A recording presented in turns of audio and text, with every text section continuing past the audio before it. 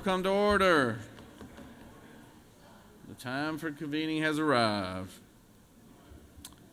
Chair recognizes the distinguished senator from the 6th District. Good morning, Mr. President. I am going to dispense with the pleasantries this morning because I've got a long list of pages. Out of Cumming, Georgia, we have Aaliyah Stewart. Out of Stone Mountain, Arbrielle Benton. Out of Centerville, we have Lyle Brewer. Out of Atlanta, we have Tazier Chester. Out of Hiawassee, Andrew Church. Out of Atlanta, we have Zaria Cloud. Out of Atlanta, Kennedy Cooper. From Columbus, we have Zechariah Creighton. Out of Hiram, Caden Drummond. Out of Atlanta, Emma Esianuma. I get it right? I think I got it right. Out of Atlanta, we have Nevaeh Evans. Out of Fortson, we have Caillou Guzman. Out of Fairburn, we have Palin Henderson. Out of Columbus, Christopher Holly. From Atlanta, Tavares Howard. From Stone Mountain, Michaela Johnson. From Atlanta, Zakira Lester. From Columbus, Orlando Ligon. From Kennesaw, Caleb Lingham. From Dalton, Salma Mendez. From Decatur, Killian Moore. From Decatur, Scarlett Moore. Brothers, by the way. From Dalton, Matthew Painter.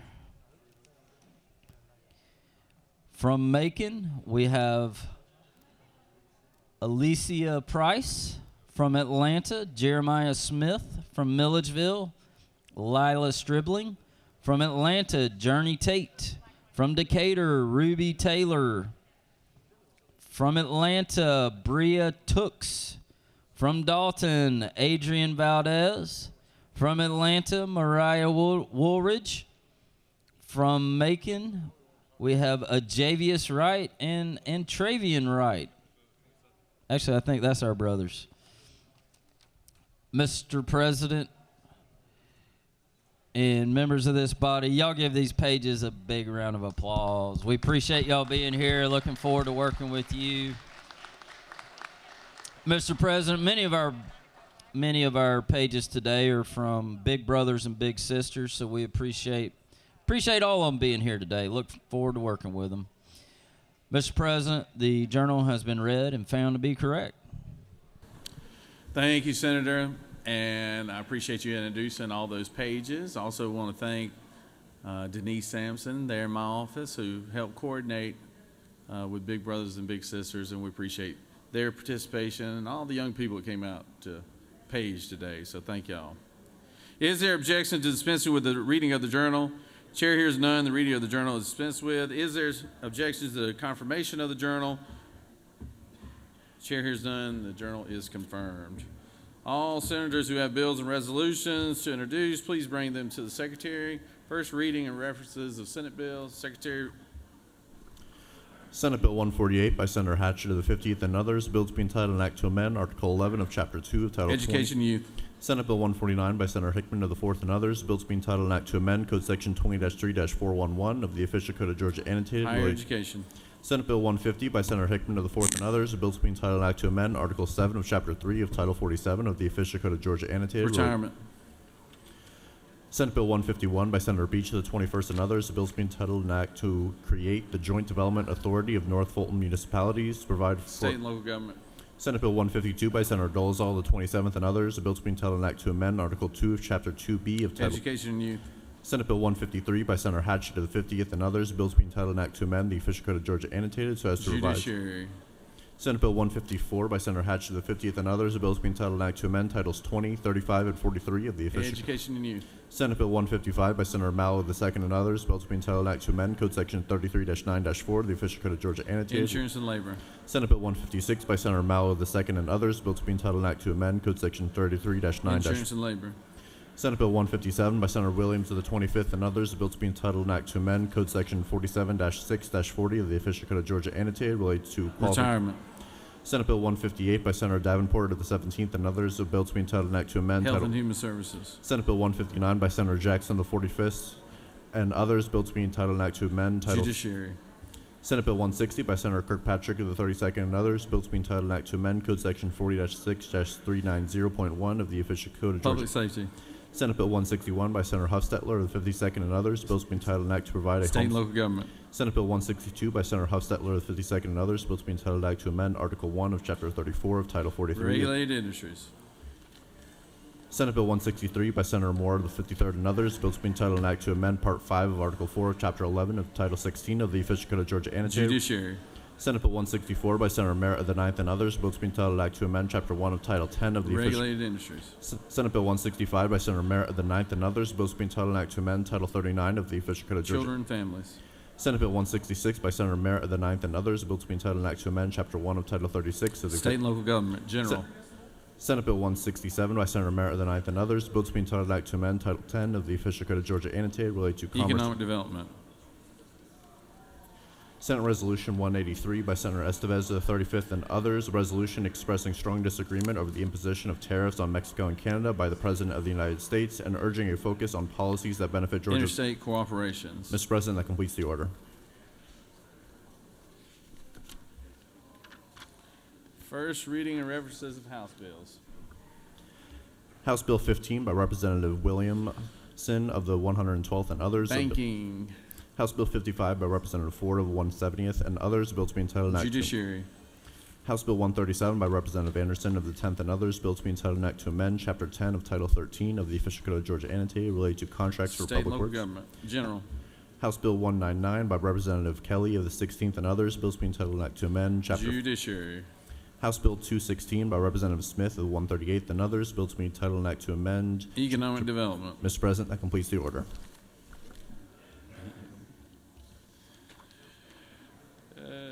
Secretary will read reports of standing committees. Mr. President, the Senate Committee on Finance has under consideration the following legislation and has instructed me to report the same back to the Senate with the following recommendation. Senate Bill 45, do pass. Senate Bill 59, do pass. Senate Resolution 56, do pass. Senate Bill 89, do pass. Respectfully submitted, Senator Huffstetler of the 52nd District, Chairman. Mr. President, the Senate Committee on Government Oversight has had under consideration the following legislation and has instructed me to report the same back to the Senate with the following recommendation. Senate Bill 46, do pass. Senate Bill 96, do pass. Respectfully submitted, Senator Harbin of the 16th District, Chairman. Mr. President, the Senate Committee on Health and Human Services has had under consideration the following legislation and has instructed me to report the same back to the Senate with the following recommendation. Senate Bill 30, do pass. Senate Bill 91, do pass. Respectfully submitted, Senator Watson of the 1st District, Chairman. Dear Mr. Secretary, pursuant to Senate Rule 2-1.6, I hereby give notice that I will introduce a minority report to be read along with a majority report of Senate Bill 30, which was passed by the Health and Human Services Committee on Wednesday, February 12, 2025. Sincerely, Senator Orrock. Mr. President, the Senate Committee on Rules has had under consideration the following legislation and has instructed me to report the same back to the Senate with the following recommendation. Senate Bill 10, do pass by substitute. Respectfully submitted, Senator Brass of the 6th District, Chairman. Mr. President, that completes the order.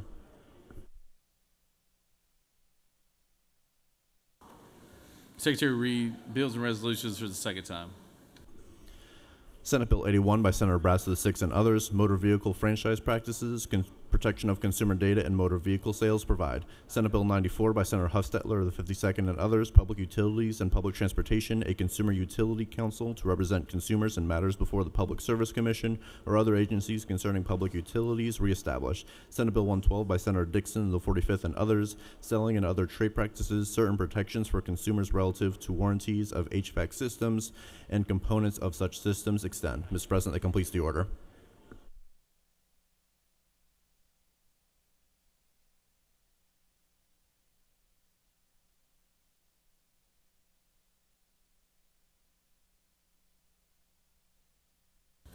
It is now time for the morning roll call. Are there any motions to excuse?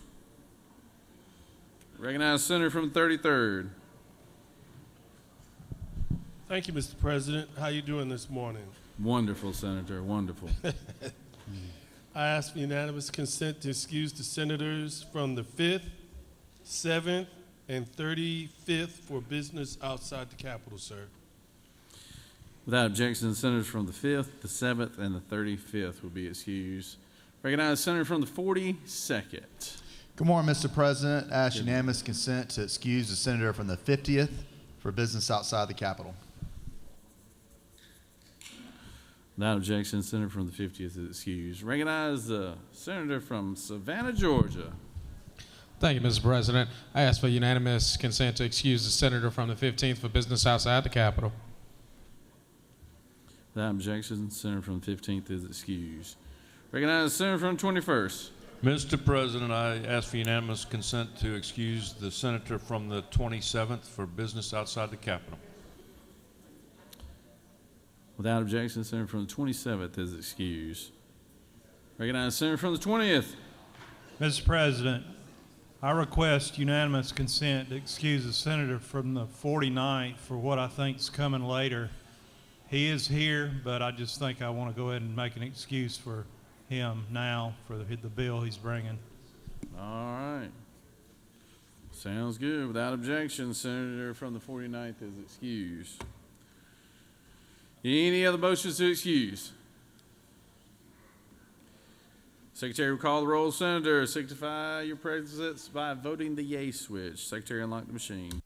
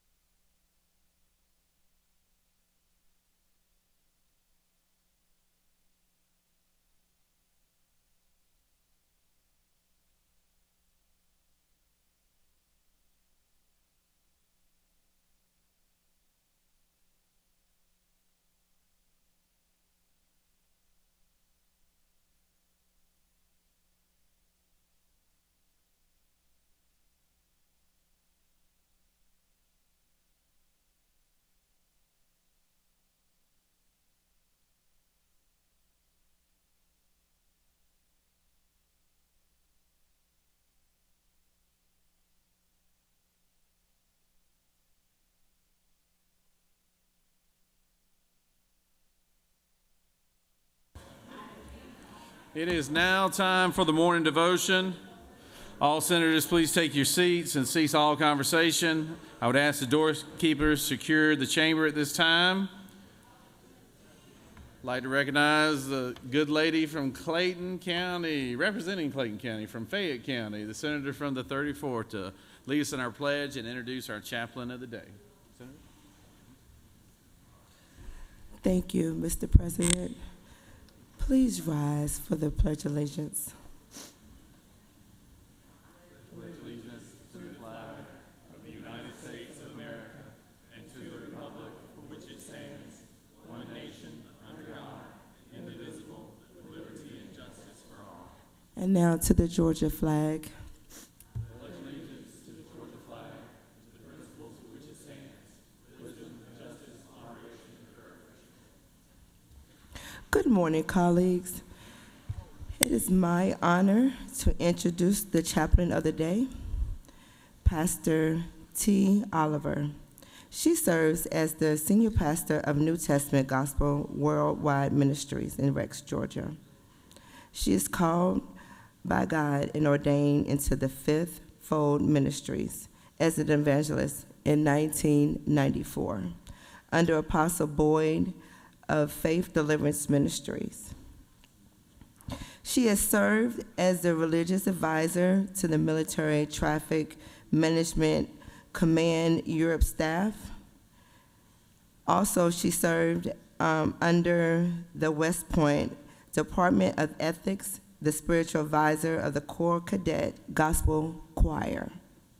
She is a retired First Sergeant of the United States Army and holds a Bachelor of Science degree. She continues her spiritual journey through the independent study of the Old and New Testament. She is the author of the Teach Me How to Pray. She is truly God's elected voice. She is married to Norman Oliver, and together they have 6 young men and 1 daughter. They have 9 grandchildren and a host of spiritual sons and daughters. And also, she is my spiritual advisor. Please welcome Pastor T. Amen. How you doing this morning? Good morning. Good morning. God bless you. Amen.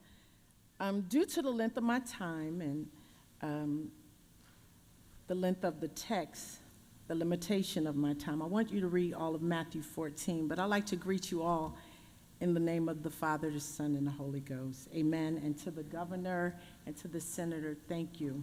Thank you. Well, my text is coming from Matthew, the 14th chapter. I'll be reading verses 28 through 30.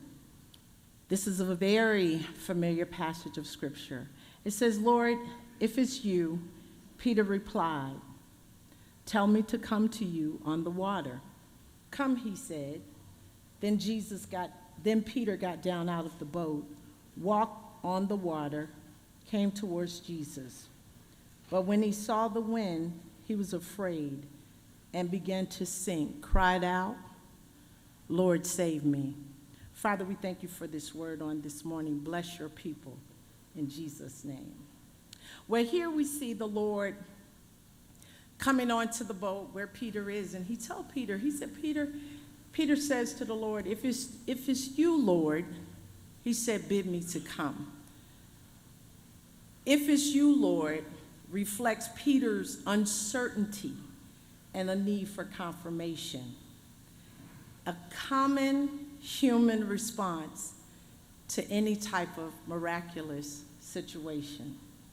So I found it just to say sometimes we find ourselves as men and women in impossible situations. But I want you to know that all things are possible with God. Can I get just one amen?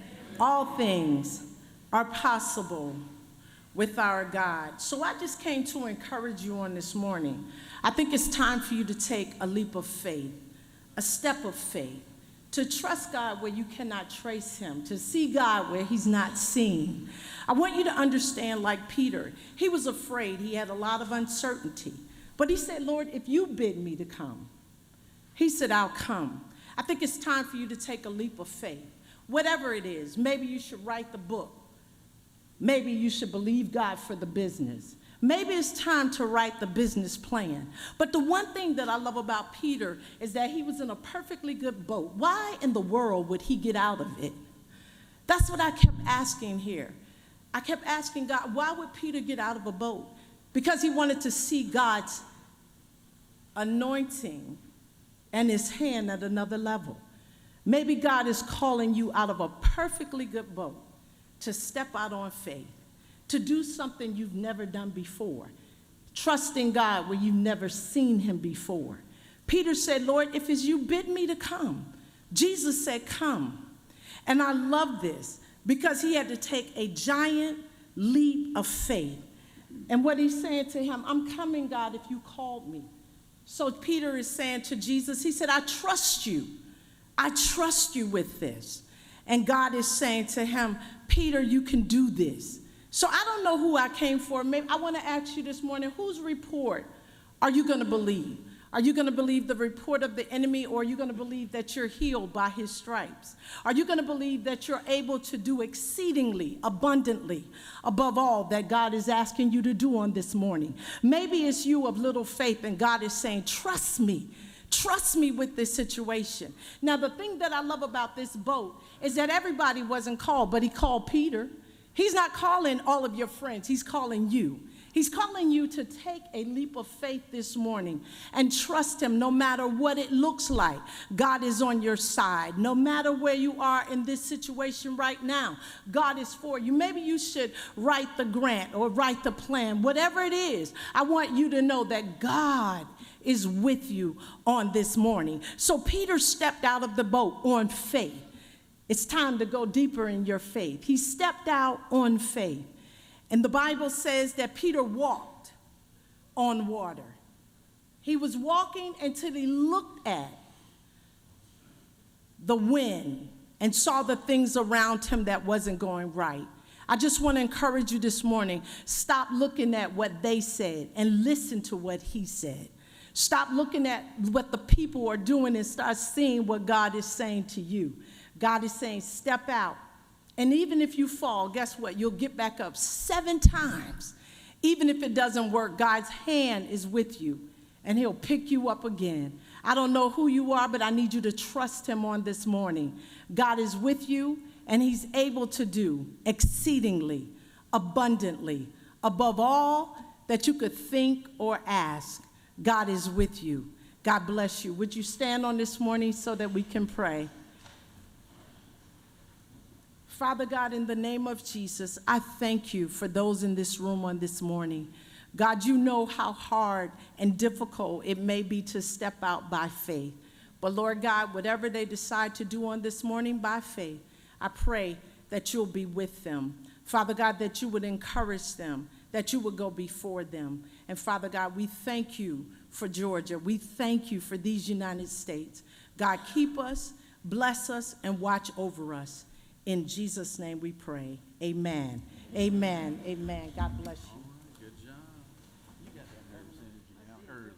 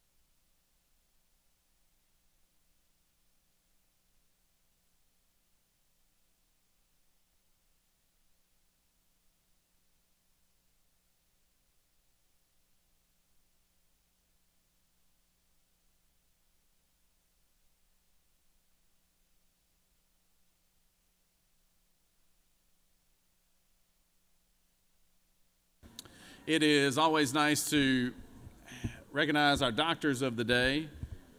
And we have a young lady from Rome, Georgia. And to introduce her to this body, I recognize the senator from Rome, senator from the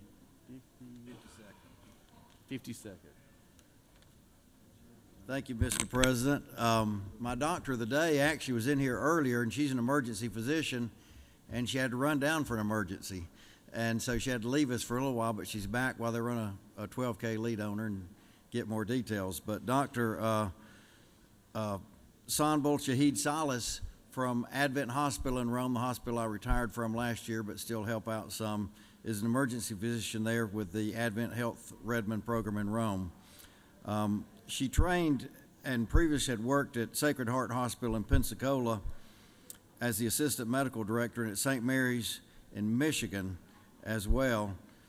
And she trained her emergency medicine residency at Michigan State University. More importantly, though, she attended the University of Georgia, where she graduated with a biology and Spanish degree. I was at Georgia. I was biology and psychology. I think the psychology might help me here more than the Spanish, but we'll see. But we're both Georgia graduates. Go Dogs. She has been working as the president of the Georgia Osteopathic Medicine program here, and she's also been serving on a committee that works on human trafficking and is very active in our community in Rome with the Open Door Home, the Boys and Girls Club of Northwest Georgia, and the Darlington School Tiger program. And I forgot to add that she did graduate in 2010 from the Kentucky College of Osteopathic Medicine. Great addition to our community and a hardworking ER doctor there in our town. Here's our doctor of the day. Good morning, Mr. President and esteemed members of the Georgia State Senate. It is an honor to stand before you today as the Doctor of the Day, offering my service to support the health and well-being of this chamber. As a physician, I deeply appreciate the work you do to shape policies that impact the health of our communities across Georgia. Healthcare is a vital part of our state's future, and I'm grateful for the opportunity to contribute, even in this small way, to the work you do here. If there's anything I can do to assist you today, please do not hesitate to reach out. Thank you all for your service, and thank you for having me here.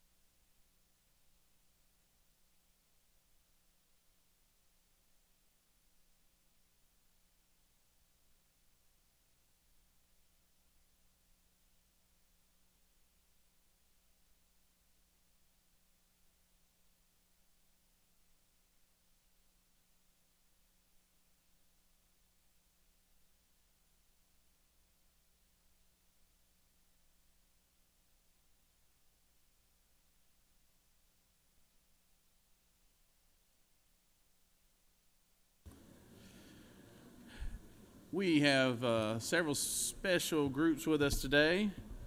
And Secretary, could you read the caption on this resolution?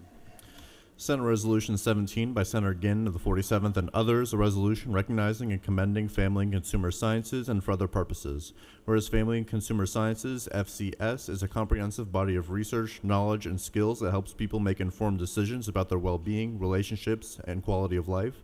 And whereas with a unique focus on families, work, and their interrelationships, FCS professionals have long worked to empower individuals and families in Georgia to better manage the challenges of living and working in a diverse global society.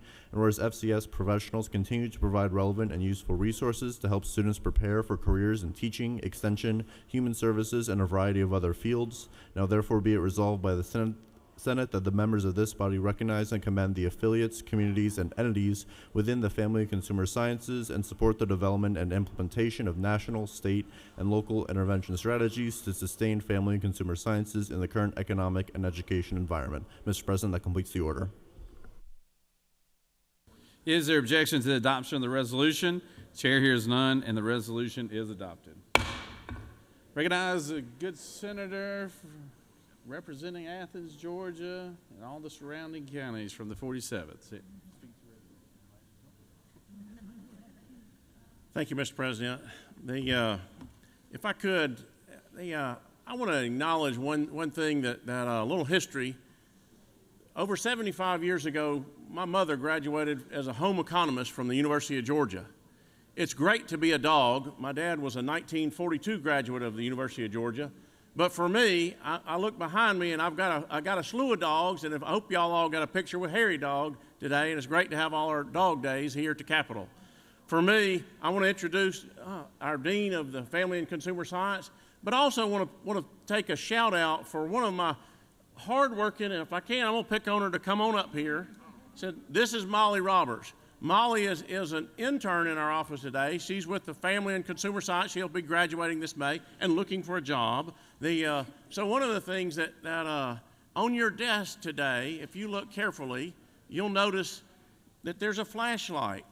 And just like you're going to have a little brighter day because you got a flashlight, Family and Consumer Science lights up the world all across our state and world. And that's where, for me, I'm glad to have Molly here at the Capitol, and she can be in the spotlight. But I want to get Dr. Z to come up and address some of the things that are going on at the University of Georgia. So, Dr. Z, we have a resolution in your honor, along with FCCLA and others that are here from around. So thank you, Dr. Z. Thank you. Thank you so much, Senator Ginn. We also have a certificate of appreciation for you for your support of the field of family and consumer sciences.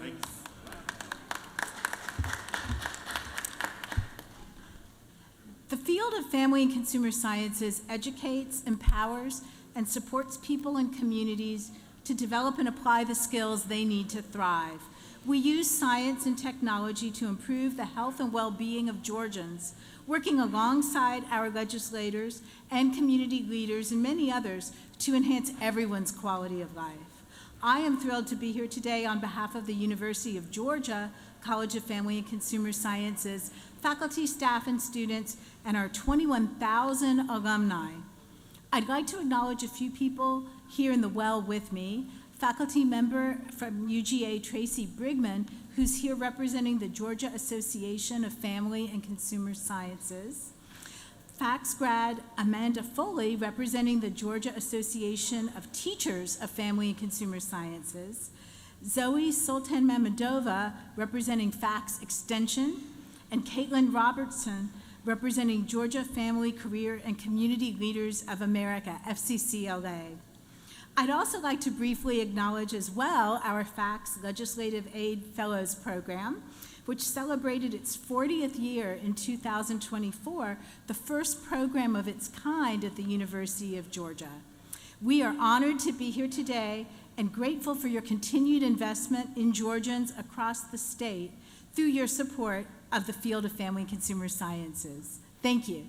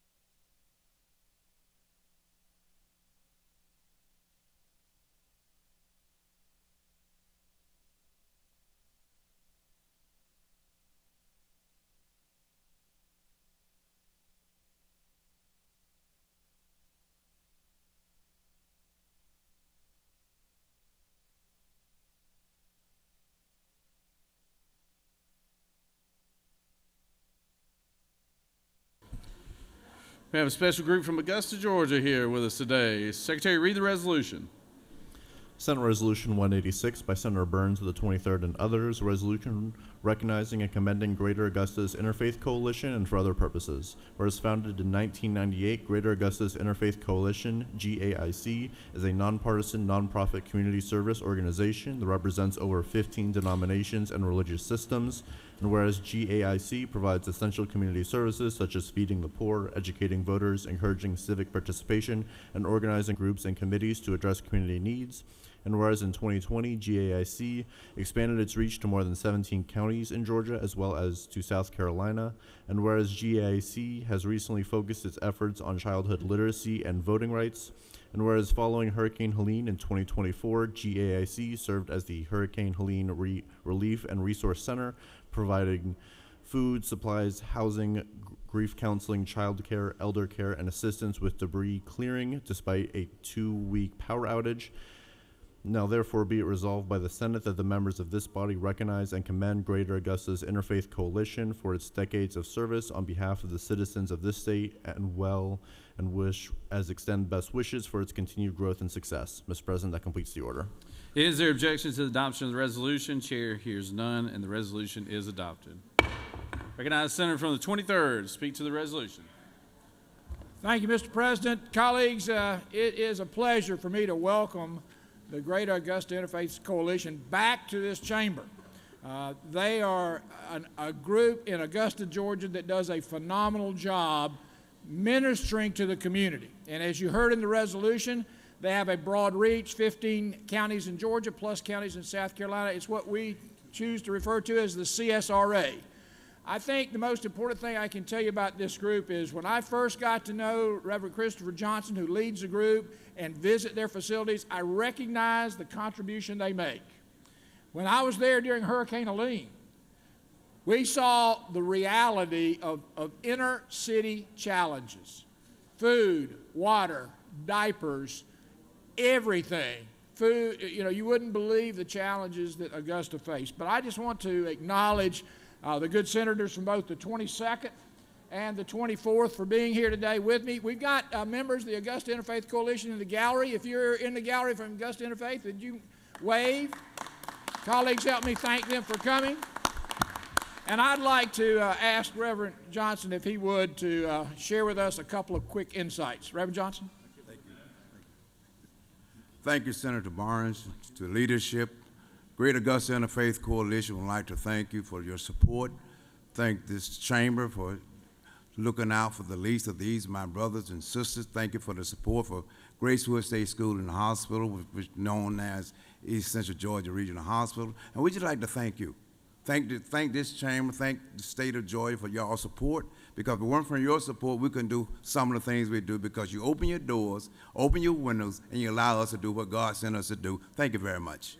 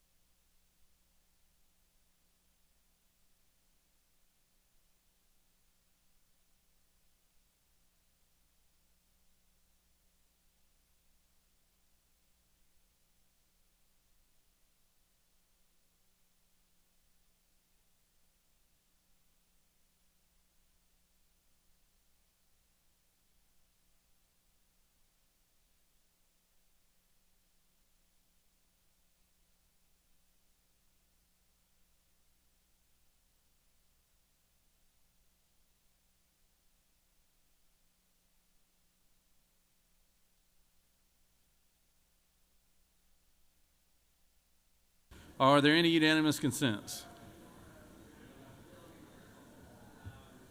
Does any senator wish to rise on a point of personal privilege? Recognize the senator from the 32nd.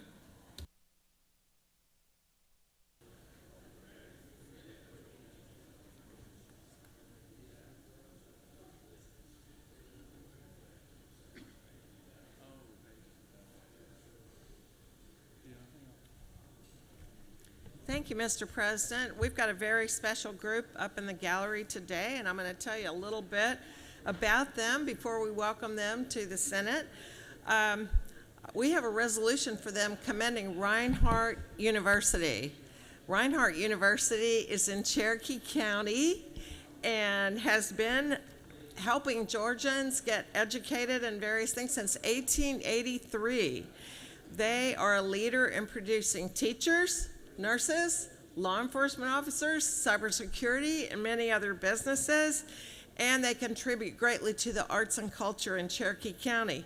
So I want all of us to welcome this group from Reinhardt University to the Capitol, including their mascot, SOAR. Thank you for being here. Yield the well.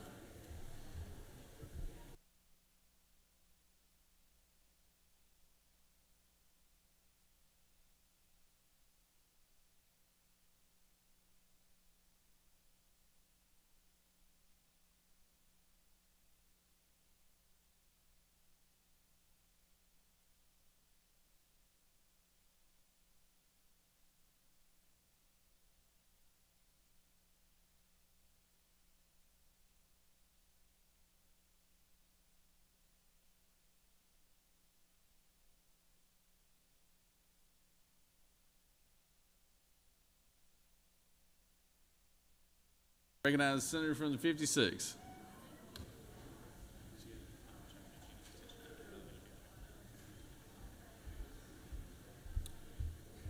Thank you, Mr. President. Today, February 13th, is Donor Day, Organ Donor Day. As many of you know, this is a critical part of my life journey with my son, Will, and I'm so excited here today to be joined by a large group of members from LifeLink, as well as other organizations that help out with this. Are the LifeLink folks up in the gallery right now? All right, would you please stand up and please recognize for the great work they do for organizations saving people's lives.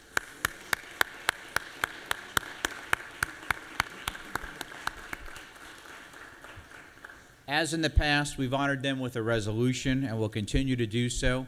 The folks right here earlier this week in this chamber create a special license plate for Donate Life, which will help increase awareness and make sure that we continue to drive the dollars and the time necessary to flip the list.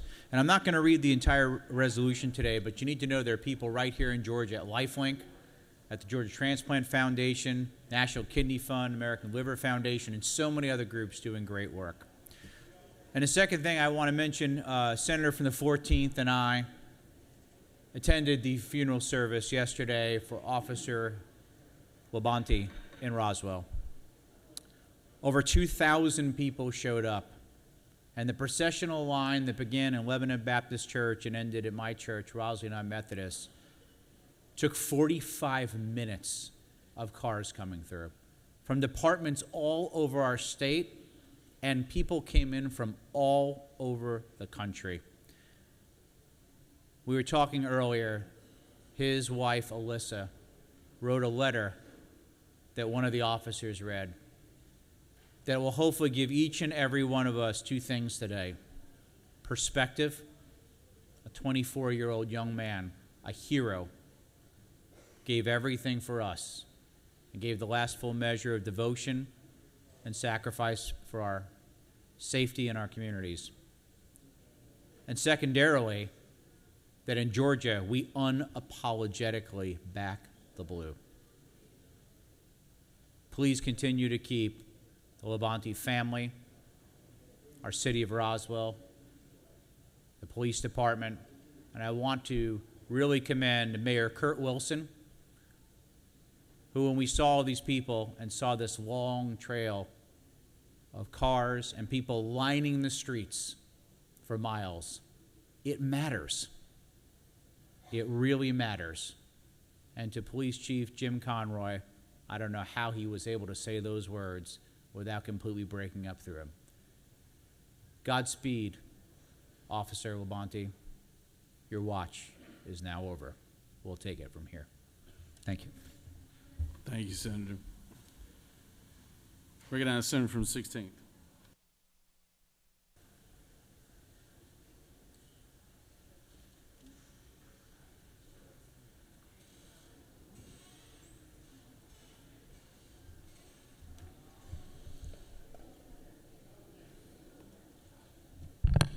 I want to speak to you this morning just a little bit about the coming issues as we deal with tort reform. You know, the Waffle House is one of the places you can go 24/7. It's a place my 96-year-old mother loves to go. It's where my grandkids love to go. Go to the Waffle House where you can have it scattered, covered, and smothered, or however you want it. It's a great, great place to be. But there are some things that are affecting our state in the issue of tort reform. And Waffle House, one of our best-known restaurants that's here locally based in Georgia, has got issues that are affecting their business and how they do business. And I think we need to be aware of it as we're dealing with the issues of tort reform, especially in their insurance cost as the backstop of what they do. Since 2018, the Waffle House has seen a 267% increase in their insurance premiums. 276 in their insurance premium for general liability. Every business has to have or needs to have general liability. A lot of it is the unpredictable environment that's in Georgia. They've had to change their models to adjust to that. One is having a walk-up window rather than a walk-in and get your food. That's reduced their sales for takeout orders by 25%. The massive investment in security, special lighting, cameras, door locks, along with 24/7 videotaping just to protect themselves from what's going on because of the legal environment that's here in Georgia. Is that enough? These statistics were given during their roundtable meeting with Governor Kemp. Waffle House testified that in Georgia, its negligent security claim cost is 10 times more than the state of Texas. It's 21 times more than the state of Tennessee, 21 times more than the South Carolina, 27 times more than Alabama, and 88 times more than North Carolina. Waffle House is having to pay out claims for criminal activities happening that they don't know about because Georgia tort laws are so out of balance and they have no recourse under the current laws. Florida got it right. I repeat, Florida got it right when they did their tort reform. It's been a huge success. It's bringing back insurers to the state, and they are now writing policies. They've seen their cost reduction occur, and they have insurers who are filing for rate reductions up to 6% across the state. We need tort reform, and we need it now for the businesses of Georgia. And if Georgia is to remain the #1 state to do business, we need to see a change in our tort reform. And then we can all go to the Waffle House even more so, scattered, covered, and smothered with our grandmothers and with our children. Thank you, Mr. President.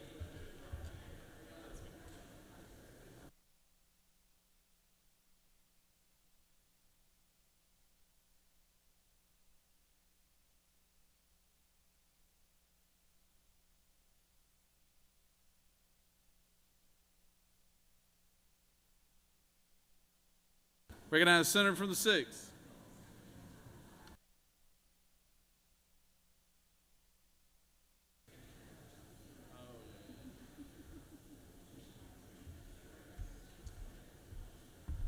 Thank you, Mr. President, friends and colleagues.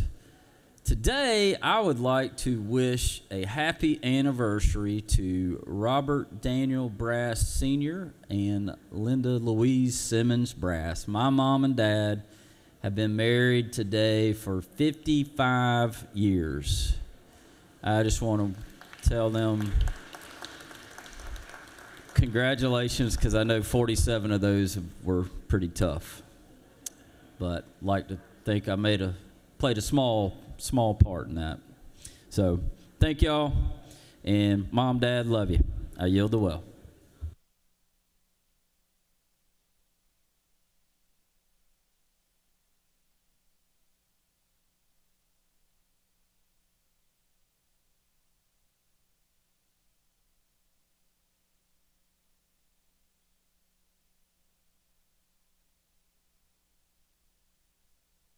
Recognize the senator from the 17th.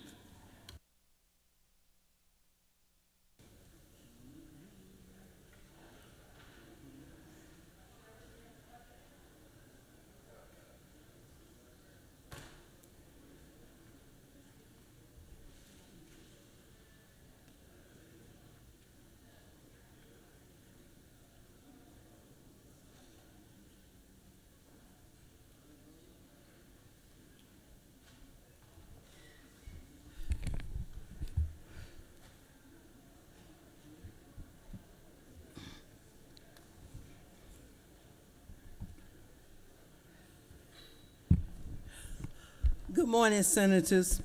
I am delighted to welcome the Lupus Foundation to the Capitol today. It's today, February the 13th, is Lupus Advocates Day at the Georgia State Capitol.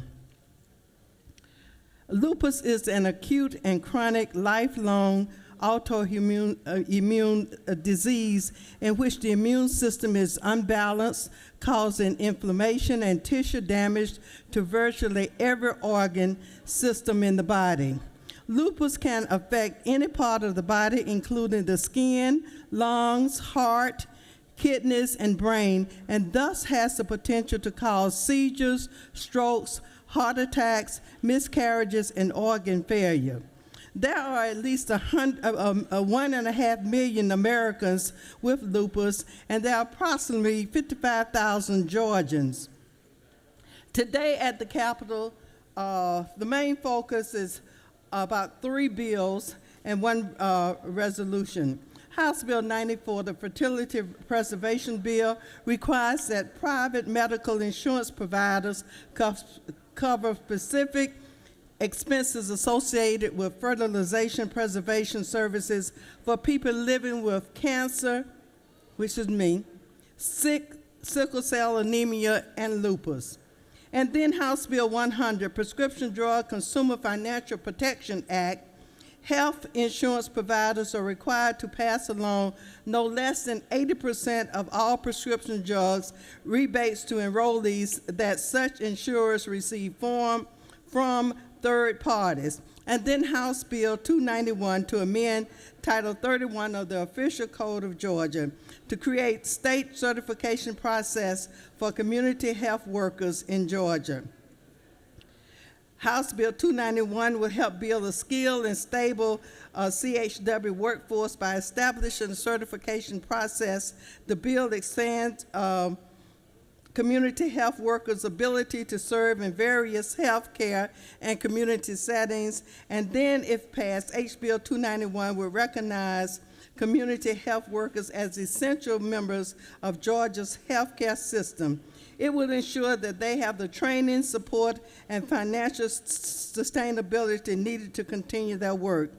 And then House Resolution 41 changed the disability process and standards for people with lupus. And we urge the United States Congress to prioritize federal disability reform to address the unique health challenges experienced by people living with lupus. I'm not sure if the lupus advocates are in the gallery now. They were here earlier, but they left to take a picture. I'm not sure if they're back. If they are, would you please welcome the Lupus Foundation here today?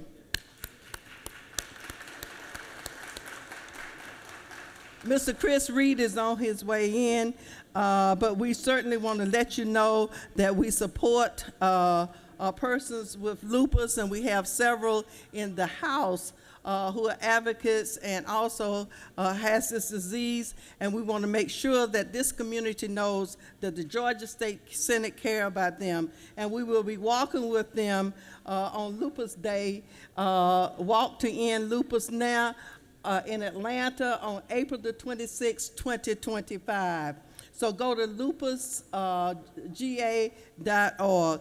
Thank you very much, Mr. President, and I yield the will. Welcome, lupus advocates, to the Georgia State Capitol and the Georgia State Senate today. All right, thank you, Senator. Recognize the Senator from the 22nd.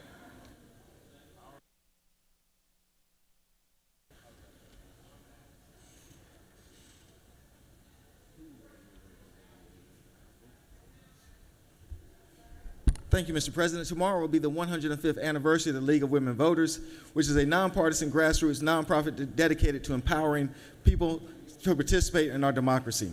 With active leagues in all 50 states and more than 700 leagues across the country, they engage in advocacy, education, litigation, and organizing to protect everyone's freedom to vote. Today, we actually have people from the CSRA League of Women Voters here today, so please join me in welcoming them there in the gallery. And with that, Mr. President, I yield the will. Thank you, Senator. Recognize the Senator from the 53rd.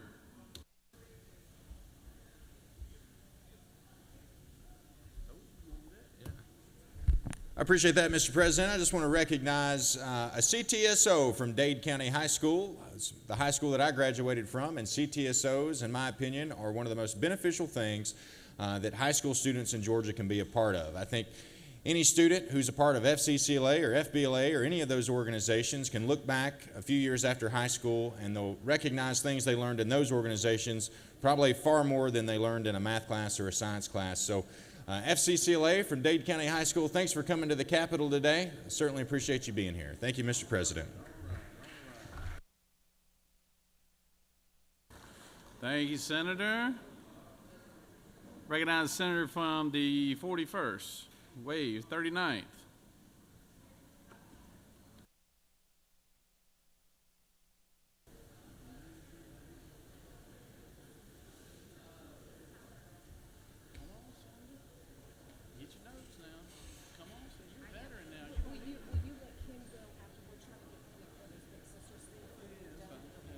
Okay.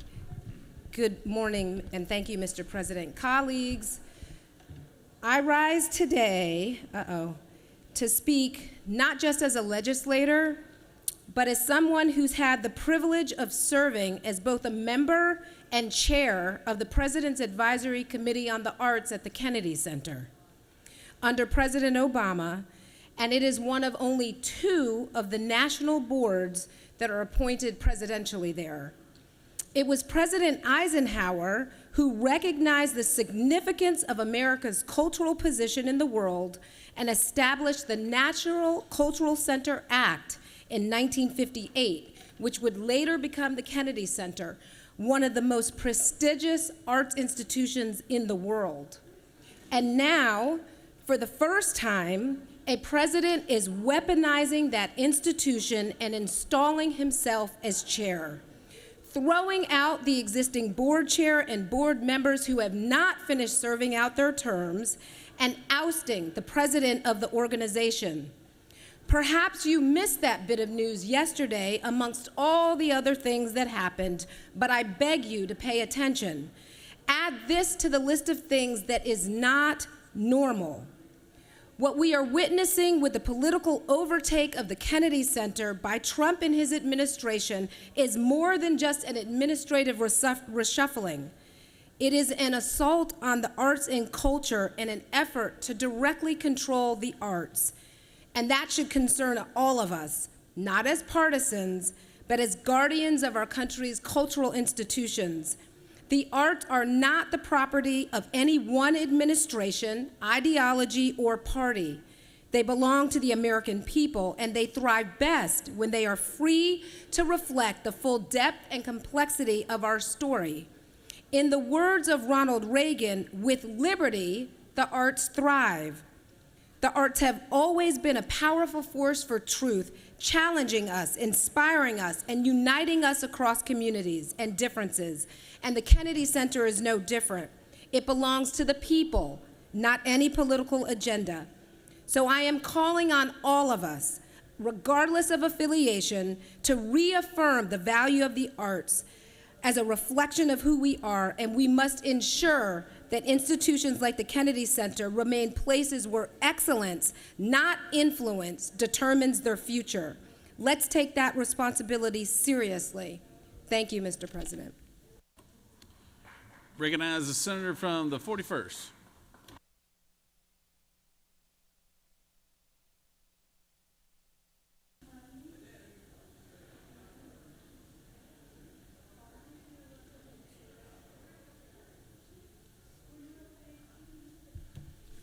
Thank you, Mr. President. Today, it is my great honor and privilege to celebrate and to acknowledge the big brothers and big sisters of Metro Atlanta who are here with us today. A number of them are here as pages. I am proud to have 2 of my own pages that are here. But also with us today, we have the President and CEO, Mr. Kwame Johnson, along with Michelle Pierce, Jennifer Williams, Betsy Fitzgerald, Danielle Moore, and Rashawn Reed. For those of you who may not be familiar with the program, Big Brothers and Big Sisters, this is a program that's been in existence for over 60 years, and they have transformed, truly transformed, the lives of children in our community through proven youth development strategy and mentoring. The mission of the Big Brother and Big Sisters is to create and support mentoring relationships that ignite the power and promise of youth. And this year, the agency will serve more than 2,000 children from 12 Metro Atlanta counties, as well as the Columbus, Georgia area. Brothers and sisters, thank you all so much for having the brothers and sisters, the big brothers and little sisters here. We're so glad to be able to sponsor, be a part of this group. And if you happen to have a page here today, and I know a lot of us do, please come down to room 230 today at 1 o'clock. There will be a picture with all of the pages and just a great opportunity to say hello to this great folks from this great program. Thank you so much. Thank you, Senator. Recognize the senator from the 48th.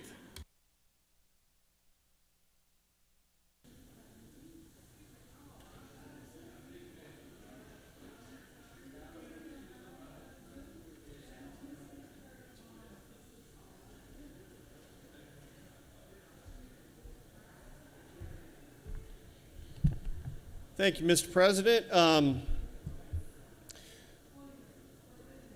Fun fact, Senator, I am a child of Big Brothers and Big Sisters. I grew up in the program. My big was Big of the Year when I was a kid, and I got to recognize him posthumously a couple of years ago in his passing as Big of the Year again. So I love the program. Thanks for all that y'all do. I'm here to recognize some friends that are visiting from the district and around the world. My friends from the acupuncture industry. Thank you all for being here.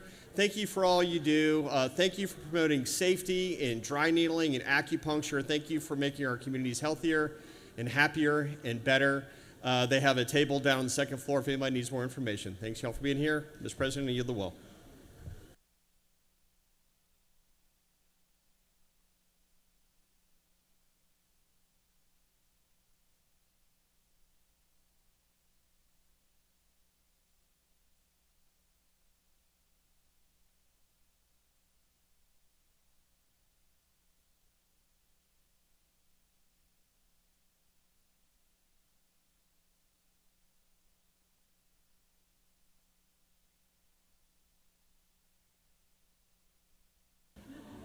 Recognize the senator from 36.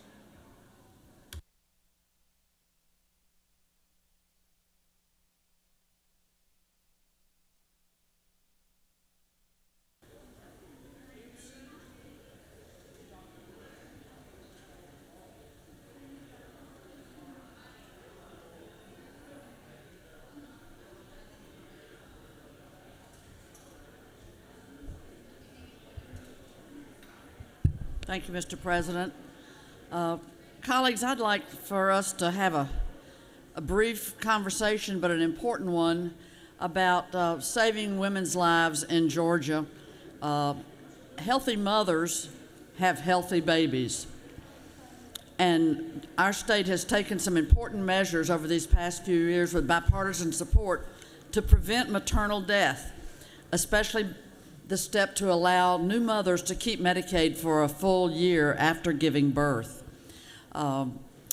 We can prevent more maternal deaths, those that occur during pregnancy, delivery, or right afterward in Georgia. 63% of maternal deaths occur during pregnancy or within 7 days of delivery. Mental health and heart conditions, hemorrhaging, infections, blood clots, hypertension. Giving birth is not a walk in the park. There are serious health conditions that can arise for women and children. And our own Georgia Maternal Mortality Review Committee has studied the issue, looked at the statistics and the data, heard from the experts. Over 84% of these deaths are preventable, according to Georgia's Maternal Mortality Review Committee. So what are we doing about that? We have infant mortality much higher than the national average. You know, Georgia ranks 9th worst in the nation. We rank 7th highest in maternal mortality rates in the nation. These are real lives, real people, real families. And the truth is, if women can get care through an expansion of Medicaid to cover the gap, they can be, as they approach their pregnancy and go through it, in the hands of trusted physicians and healthcare providers. But are we doing that? Regrettably, we are not. While we could end the unnecessary deaths of mothers, let's stop making them wait until they're far into their pregnancies to receive vital health care. We're missing our chance to deal with pre-existing risks. It's been 17 days now since the Senate Democrats and Republicans as well, joined by Republicans, introduced a bipartisan bill to expand Medicaid in Georgia, but there's been no action by the GOP to give this bill a hearing. We haven't even had a hearing. Yet we have startlingly bad rates of death among both infants and pregnant women. And as we continue to beat the drum on the Pathways program and it's wasted millions on failed marketing campaigns, infants across Georgia are dying with roughly 7 infant deaths per 1,000 live births in Georgia. And our maternal mortality rate was 32 deaths per 100,000 live births, according to the March of Dimes last year. So mothers are dying in urban and rural Georgia, but our state has refused to expand Medicaid for over a decade. It may be 17 days since our Peach Care Plus bill to expand Medicaid has been introduced, but you know what? It's been 15 years of the GOP's negligence to enact this common sense policy to give our citizens the health care they deserve. To really ensure that we have healthy mothers and healthy babies, we must expand Medicaid and offer every mother and every child access to affordable health coverage. I had the good fortune to meet a doctor that has left Harvard and come to Emory University with a specialty. You know what he specializes in? A test to detect the risk of preeclampsia in pregnant women. A screening test to flag for this life-threatening condition, which absolutely kills women. We've got this. So we've got the medicine, we've got the science, we've got the healthcare infrastructure to deliver these services and have healthy mother, have healthy options. But Georgia GOP refuses. They're more focused on attacking the rights of Georgians, vulnerable citizens. I must say, it's time for this body to stand up, support SB 50, our bipartisan bill, Peach Care Plus, to expand Medicaid for healthy mothers and healthy babies. It's time to act. Thank you. I yield the well.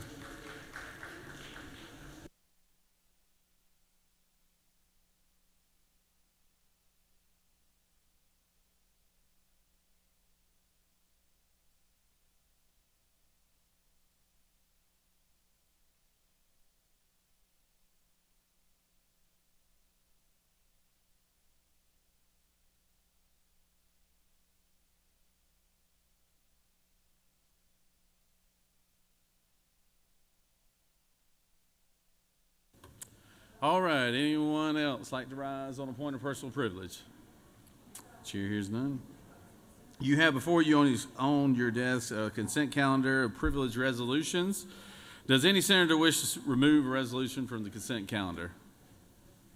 Is there objection to the adoption of the resolutions on the consent calendar? Chair hears none. The resolutions on the consent calendar are adopted. Are there any motions to withdraw or recommit? All right. Moving on to the rules calendar. Secretary will read caption Senate Bill 44. Senate Bill 44 by Senator Watson of the 11th and others, a bill to be entitled an act to amend Code Section 20-2-165 of the Official Code of Georgia Annotated related to equalization grants, annual calculations, and allocations so as to revise the definition of the term qualified local school system by reducing the minimum required millage rate or effective millage rate from 14 mills to 10 mills, to provide for a 25% reduction of equalization grant awards for local school systems whose millage rate or effective millage rate does not meet the minimum requirements, to require annual reporting by the Department of Education, to repeal a definition, to repeal conflicting laws, and for other purposes. Mr. President, the Senate Committee on Rules recommends that this bill do pass by substitute. Respectfully submitted, Senator Brass, the 6th District Chairman. Mr. President, the Senate Committee on Rules offers the following substitute to Senate Bill 44, a bill to be entitled an act to amend Code Section 20-2-165 of the Official Code of Georgia Annotated related to equalization grants, annual calculations, and allocation so as to revise the definition of the term qualified local school system by reducing the minimum required millage rate or effective millage rate from 14 mills to 10 mills, and for other purposes. Mr. President, that completes the order. Recognize the Senator from the 11th.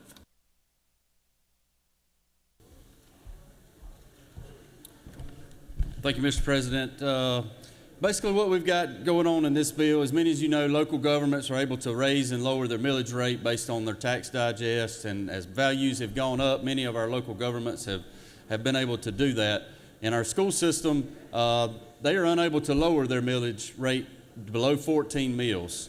They are, in the past, and I know they have several school systems across the state that cannot go below the 14 mills. So basically what we're doing in this bill is we're changing state law to allow our school systems that want to go below the 14 mills and pass on that tax benefit to the local community. They can do that and go down to 10 mills. It will not affect their equalization money, but it will allow them to lower taxes in their communities, because as many of you know, I know in my district the digest has gone up, and so they're bringing in more revenues, and that's really what the bill does, Mr. President. I'd be glad to take any questions if there are any. You do have one question, Senator. Recognize the Senator from the 53rd. Thank you, Mr. President. Will the senator yield? Yes, sir. Okay, so what keeps them from going below 14% now? So if you'll see on page 2, lines 23, we're striking through 14 mills. In 2019, the state of Georgia, the legislature set a 14 mill floor and basically said you cannot go below 14 mills. And so basically we're changing that to 10 in this legislation. The reason for the floor is to make sure that local governments still have skin in the game when it comes to education and school funding. So there's always been a floor on it. And you know, we may be back here in another 5 or 6 years to look at this again to possibly lower it even more. Will the senator further yield? Yes, sir. Do you have any concern that if these school boards get used to receiving this equalization grant money, and then that was to ever dry up, would there be a sudden shock then to the tax base to have to run the millage rate back up? So if I understand your question, we've placed a penalty in here to make sure that they do not go below the 10, to make sure that they keep obtaining the equalization funds, but they still have the flexibility to go up if they need to over the 14, 15 mil rate. Okay, Senator, further yield? Yes. Okay, my question is, we're giving them the equalization grant money now. Yes. Okay, and they're going to obviously be used to receiving that equalization grant money. If there comes a time into the future to where they're not receiving that much equalization grant money, it's going to create a sudden shock, right, to the tax base.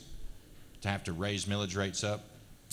Are we making schools dependent on the state? I guess would be a better question. No.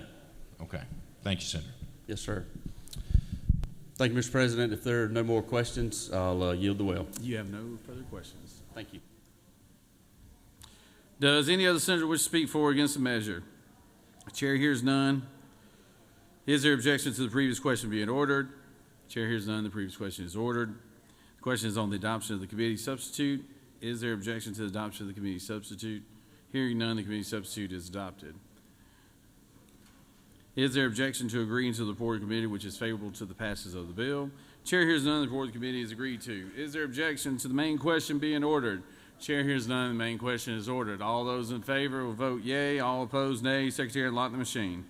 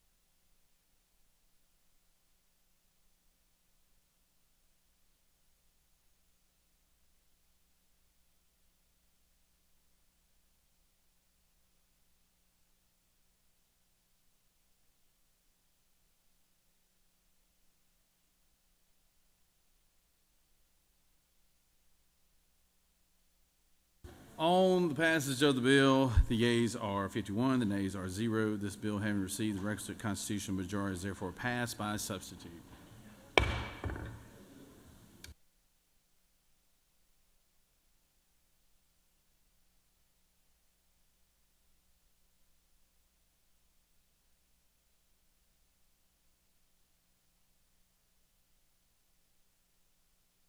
Moving on to Senate Bill 76. Secretary, read the caption. Senate Bill 76 by Senator Eccles of the 49th and others, a bill to be entitled an act to amend Code Section 40-2-86 of the Official Code of Georgia annotated related to license plates promoting or supporting certain agencies, funds, or nonprofit corporations with proceeds dispersed to the general fund and the agency, fund, or nonprofit corporation so as to establish a specialty license plate benefiting the Georgia Veteran Service Foundation to provide for related matters, to provide for compliance with constitutional requirements, to repeal conflicting laws, and for other purposes. Mr. President, the Senate Committee on Public Safety recommends that this bill do pass by committee substitute. Respectfully submitted, Senator Albers of the 56th District, Chairman.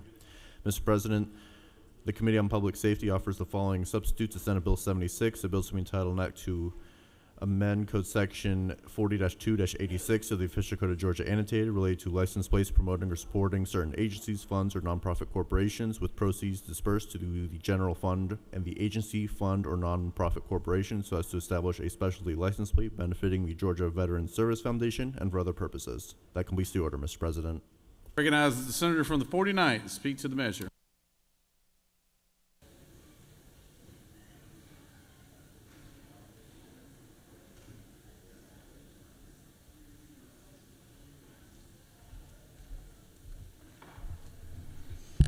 Thank you, Mr. President. Senators, I come before you today asking your favorable consideration on Senate Bill 76. This is my first bill, and I would like to think, keep it coming. I'd like to think that much like myself, this bill would keep moving in the right direction and move on to the House. Several of my colleagues here today are part of the 700,000 veterans in the state of Georgia, and we appreciate each and every one of you. Senate Bill 76 establishes a new veterans license plate. It's an agency bill fully supported by the Georgia Department of Veterans Services. With no real appropriated funds, it's often difficult to serve our veterans with sometimes basic financial requests. The Veterans Foundation was established in 2019, but languished the first few years and raised no funds until 2022. They were successful in getting legislation passed in 2023 to expand the board, and they're now very engaged in looking for resources to fund the foundation. The goal being to use this money to seed the foundation. The department plans to do that. Some of you know that a tag or a license plate is not much more than a symbol, but an intrinsic symbol often represents art and lives and sometimes the death of heroic people. I can't think of a more heroic group than our veterans. Senators, I ask you to support Senate Bill 76 and support our veterans as they have lived selflessly for everyone in this chamber. Thank you, Mr. President. Let the games begin. I'm happy to take questions. Is this your first bill? Yes, Mr. President. Oh, this is his first bill? Wow. Using the veterans, huh? Using the veterans. Get your first bill passed, I tell you what. Unbelievable. Recognize Senator from the 56. Thank you, Mr. President. Does the senator yield for a series of questions? Yes, Senator. Senator, can you help us understand what you mean by games in this most honored Senate chamber? Are you trying to play some games with us? I'm not trying to play games with you, sir. Senator, did you serve in the armed forces? No, sir, I did not.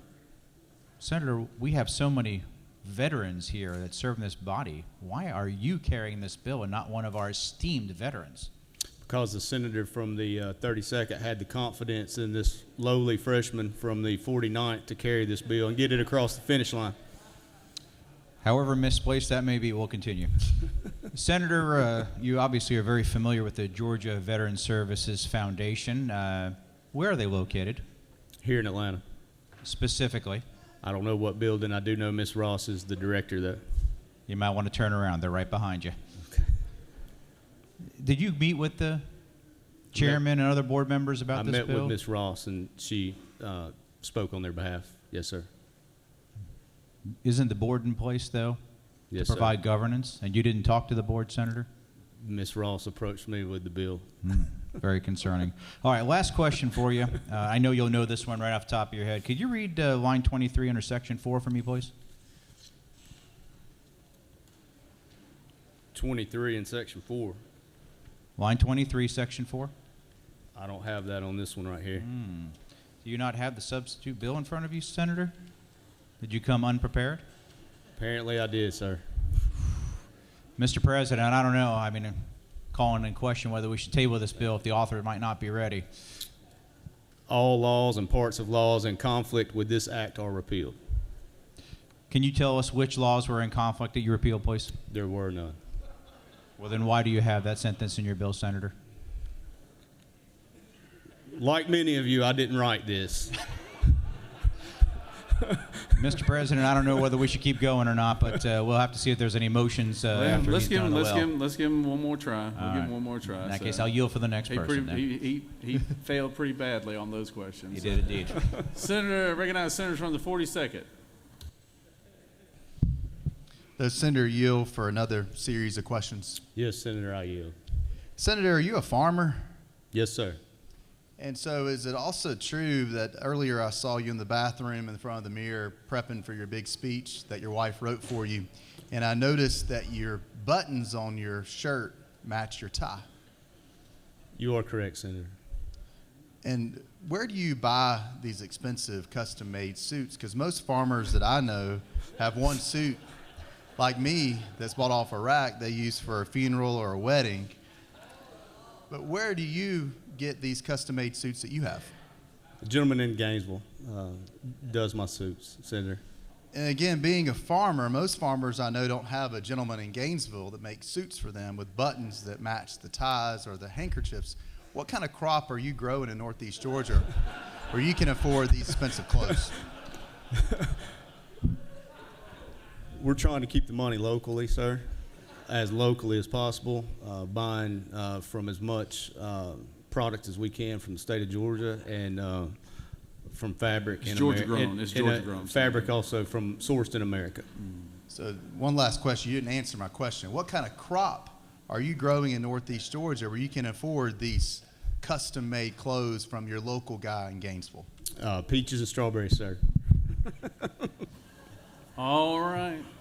Senator from the 29th, you have a question for the strawberry farmer. I do. Does the senator yield? Yes, sir, I yield.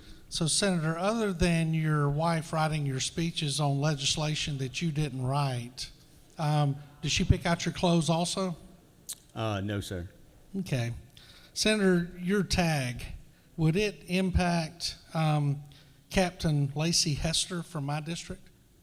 If Captain Lacey wanted to buy a tag, I think it could potentially impact. And does the senator further yield? Yes, sir. And because you are so tied in with the veterans and that you meet with the chair of the board and you speak with them and y'all work together on this legislation, you are intimately familiar with who Captain Lacey Hester is, correct? No, sir. I would assume he's chairman of the board. You would assume he's the chairman of the board? I'm sorry. What would you think if I told you that she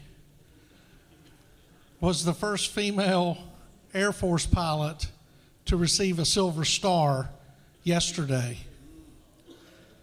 And she is from Columbus, Georgia. Would that surprise you that she is not the board of, or the chair of the board of which you speak? I'm absolutely surprised, and I'll congratulate her for giving the opportunity. But you assumed it was a man, correct, Senator? I did. Did you? I'm sorry. Is that something that comes with being a wealthy farmer from Gainesville?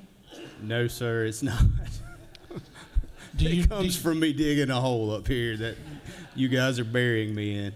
So do you feel that men do a better job than women do, Senator? No, sir, I do not. So coming up here and replacing a female senator, you don't feel that you're going to be able to do as good of a job as she did?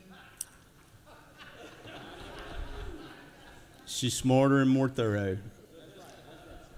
Would you say you may have miscalculated who the best person to represent your district is, Senator, at this very point in time? I couldn't have beat her. Thank you, Senator. Appreciate your time. Recognize Senator from the 48th.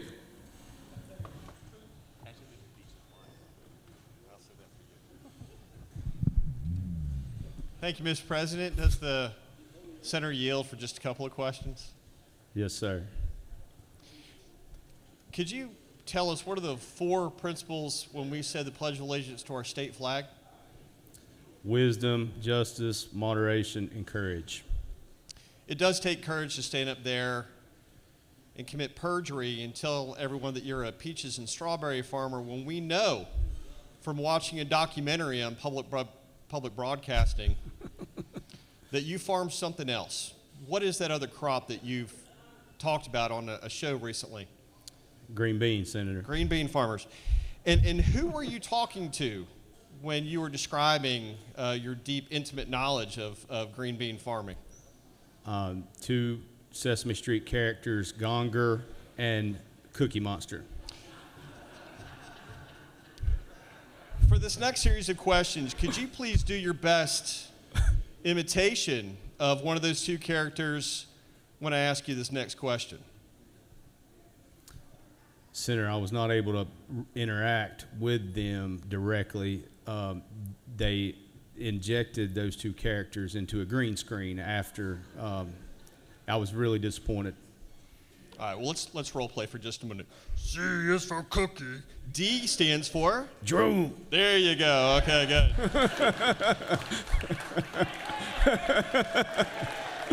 Thank you. No further Oh, my questions. God.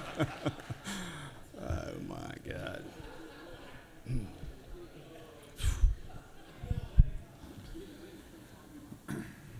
Mr. President, yes, sir. I yield the well. Oh, come on.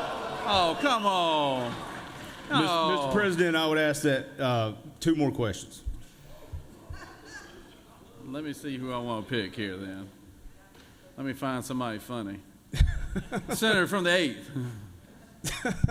That's Does the senator yield? Yes, sir, I yield. Senator, I understand your primary occupation is that of a farmer. Yes, sir. Do you think you're pretty knowledgeable in the farming industry? Some days. Are you bringing that same level of knowledge to this bill today and to your work here in the Senate? As much as I possibly can, yes, sir. Senator, one quick question. How many square feet are in an acre? 44,000 some odd feet. Senator, it's 43,560. Does the senator further yield? Yes, sir. Senator, I understand that you are from Alto. Senator, I understand that the elevation in Alto is 1,394 feet. And I understand that Alto got its name because of your lofty elevation. Yes, sir. So, Senator, as you're serving in this chamber, do you come in here thinking that you come from a part of the state that is in a higher plane than the rest of us? No, sir, I don't. I'm actually from Lower Alto. Recognize the senator from the 6th.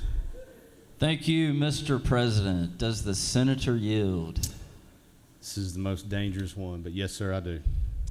Senator, I have it on good authority that your grandfather once called you a gosh darn pirate. Would you mind sharing with this body why that was the case? When I was in high school, I had 5 earrings, sir. 5 earrings.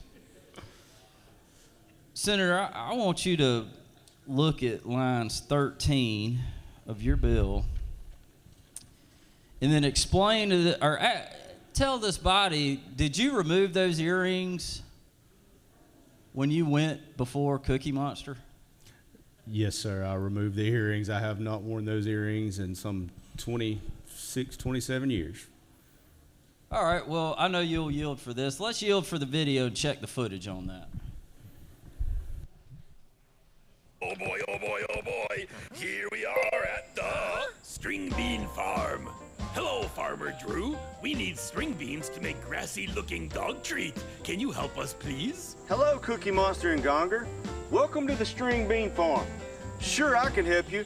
We've got lots of string beans. String beans are a pole bean.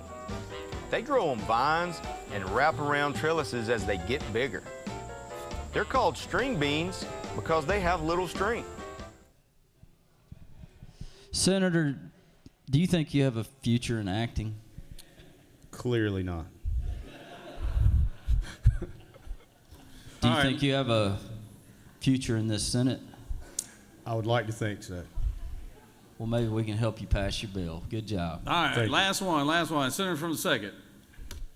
Thank you, Mr. President. Senator, do you yield? Yes, sir. Senator, didn't our illustrious President of the Senate yesterday say that if you want to solve a problem, he heard that you would just get a farmer to solve that problem? Is that not true? That's right. And Senator, you are in fact a farmer. Is that not true? Yes, sir. And Senator, are you not solving a problem? The senator knows of what he speaks. Then, Senator, I'm happy that I-16 will vote on your measure today because you're following the wisdom of the illustrious President of the Senate. Is that not true? That's true. Yes, sir.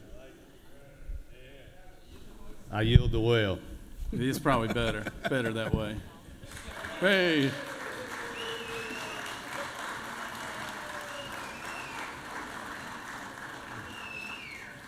Now, my vision of a farmer isn't tailor-made suits and earrings now. But thank you for the good strawberry farmer from Hall County. Does anybody want to amend this and put puppy dogs on here to help this thing pass too?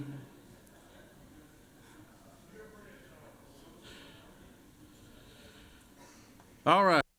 Does any senator wish to speak for or against the measure?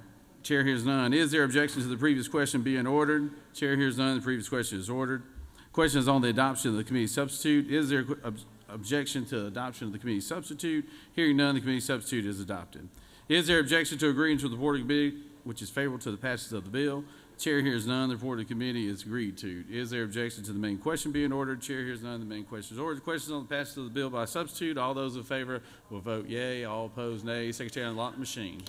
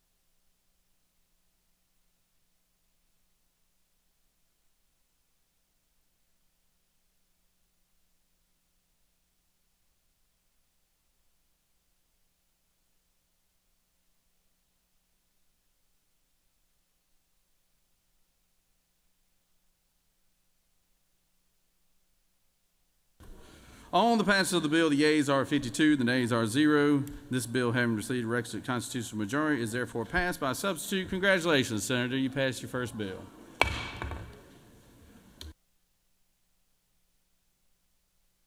Moving on to Senate Bill 21. The Secretary will read the caption, and also he'll go ahead and read the amendments that have been put forth already. Senate Bill 21 by Senator Tillery the 19th and others, a bill to be entitled an act to amend Chapter 80 of Title 36 of the Official Code of Georgia annotated related to general provisions applicable to counties, municipal corporations, and other governmental entities so as to waive sovereign and governmental immunities for local governments and their officials and employees for a violation of the prohibition on immigration sanctuary policies, to amend Article 1 of Chapter 4 of Title 42 of the Official Code of Georgia annotated related to general provisions regarding jails so as to require sheriffs, jailers, and deputies to honor immigration detainer requests issued by the Department of Homeland Security, to provide a definition, to provide for related matters, to repeal conflicting laws, and for other purposes. Mr. President, the Senate Committee on Public Safety recommends that this bill do pass by substitute. Respectfully submitted, Senator Albers, Chairman. Mr. President, the Senate Committee on Public Safety offers the following substitute to Senate Bill 21, a bill to be entitled an act to amend Chapter 80 of Title 36 of the Official Code of Georgia annotated related to general provisions applicable to counties, municipal corporations, and other governmental entities so as to waive sovereign and governmental immunities for local governments and their officials and employees and for other purposes. Mr. President, a minority report to Senate Bill 21 has been attached. Mr. President, Senator Mangum of the 55th offers the following amendment number 1 to amend Senate Bill 21 by replacing lines 34 and 35 with the following. 1. Comply with, honor, and fulfill any request made in, striking the, inserting an, immigration detainer notice, inserting provided, however, that when the facility of a custodial authority has reached capacity limits for the housing of inmates and the person subject to the immigration detainer notice is in custody for a misdemeanor charge, such person shall be held no longer than 90 days from the last date of contact from the federal government. And Mr. President, Senator Tillery the 19th offers the following amendment 1A to amend Amendment 1 by striking lines 5 and 6 of Amendment 1 and putting in their place, detainer notice is in custody for a misdemeanor charge if a local government or local government office is sued for holding someone longer than 90 days. The state shall assist in seeking indemnification from the federal government. And Mr. President, that completes the order.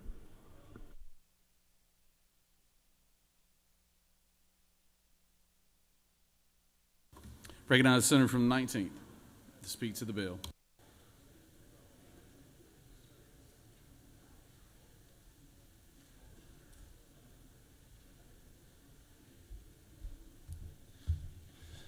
Thank you, members of the Senate. Thank you, Mr. President, members of the Senate. Senate Bill 21 just adds teeth to Georgia law. We currently have laws in place regarding immigration, and some of those laws in Georgia are not being followed. And all Senate Bill 21 says is if you're not going to follow Georgia immigration law, will you waive your sovereign immunity if something bad happens because you were not following Georgia immigration law? I think it diminishes the value of other individuals' lives to go through their stories again and talk about why this bill is necessary. But we've heard the stories enough in these hallways of this building that we don't have to do so. If Senate Bill 21 were to pass, then if Georgia elected officials, local governments, cities, counties, or to enact policies that were against state law, or by their practice were to quit following state law related to Georgia immigration law, then they would stand responsible for the harms their failure to follow law causes. Mr. President, if there are some amendments, Senator from the 55th brought an amendment. If he's okay with my amendment to his amendment, I'll be okay with his amendment. And if there are any questions, I'll yield to those or yield the law. You do have a couple questions, Senator. Recognize the senator from the 26th.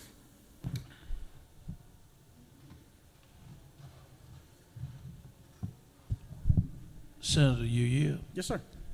Senator, what is the Georgia law on immigration? Yeah, there's several. What we say right now in Senate Bill 1105 that our body passed last biennial, we say that if local governments have to apply to be involved with the 287G program. We say that if an immigration hold is issued, that the local governments have to hold an individual for that period of time, until ICE comes to get them or until the immigration hold expires. All this bill does is says, hey, if you're not going to follow those laws that are already in place with Georgia regarding immigration, then you stand civilly responsible if harm were to result because of that. Senator, would this have anything to do with ICE? Oh, I think if you mean the Immigrations, Customs, and Enforcement, they're the ones who issue immigration holds to begin with. But isn't it true that the president has issued an order across the country and used military as well as ICE officials to go into cities to so-called, what they call a roundup of immigrants? If that is the case, this bill does not address that at all. The president has the ability to order the military to do whatever he says and whatever he wants, I guess. But I'm talking about on local officials. Well, pursuant to federal law, what Senate Bill 21 says is Georgia's already passed its own immigration laws. And if local officials wish to ignore them, then they run the peril of being held legally responsible.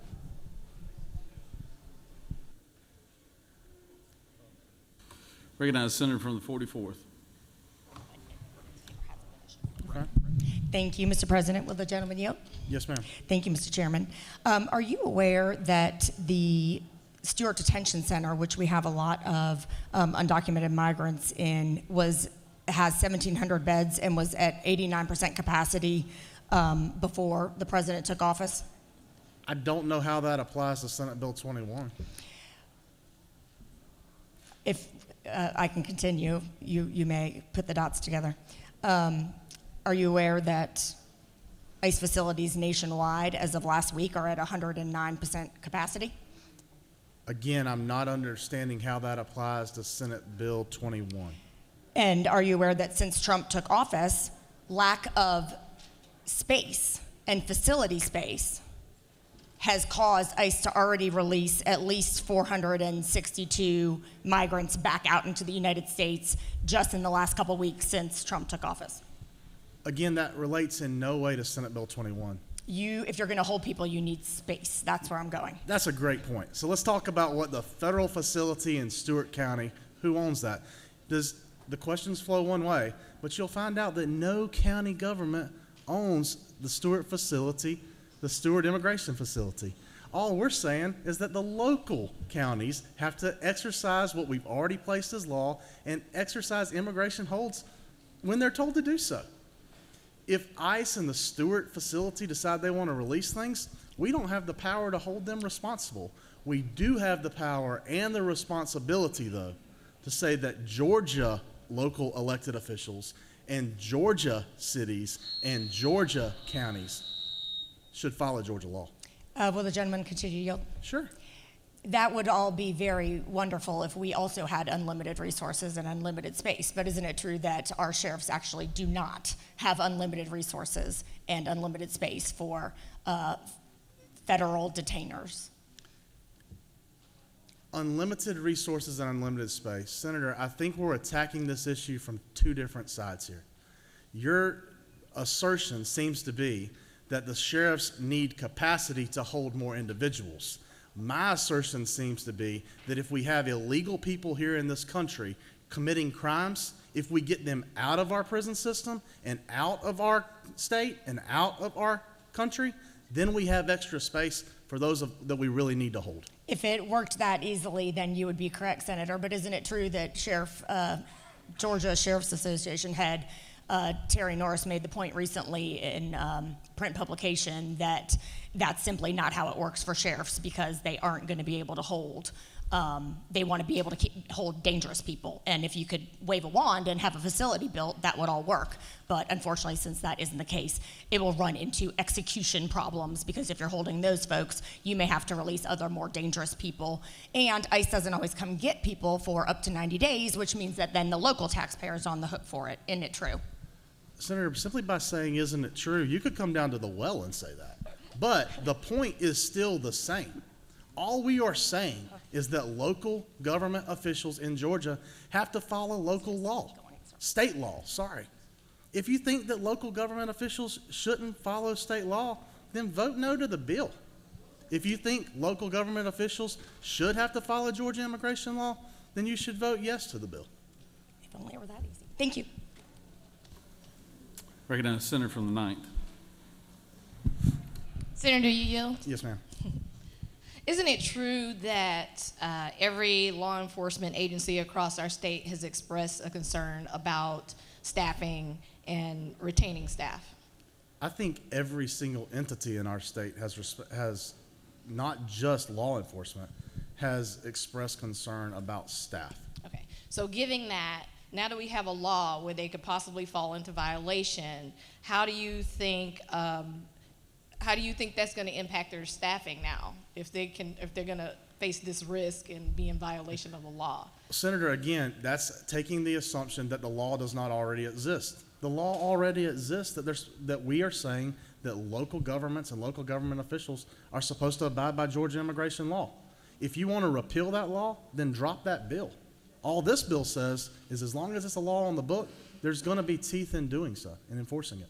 Okay, Senator, you further yield? Sure. Okay, so isn't it true that it is the federal government's law to enforce and manage immigration law? No, ma'am. You're talking about the things enforced in Senate Bill 21? Well, in general, isn't it the federal? This relates to immigration, is what we're talking about, or ICE, or detaining. Right, but we're talking about. Isn't that the federal government's job? Well, in Title 36, we made it ours.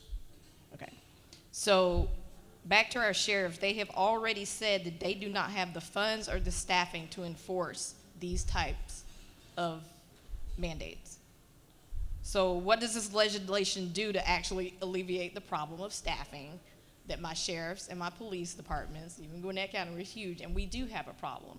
This is more burden for them. So how do we alleviate that? Then, Senator, I think for what the issue you're tackling, you would need to drop a bill that repealed Title 36 and repealed Title 42. As long as it's a law in Georgia, as long as this body said it's a law, then we shouldn't allow the laws we pass to go unenforced.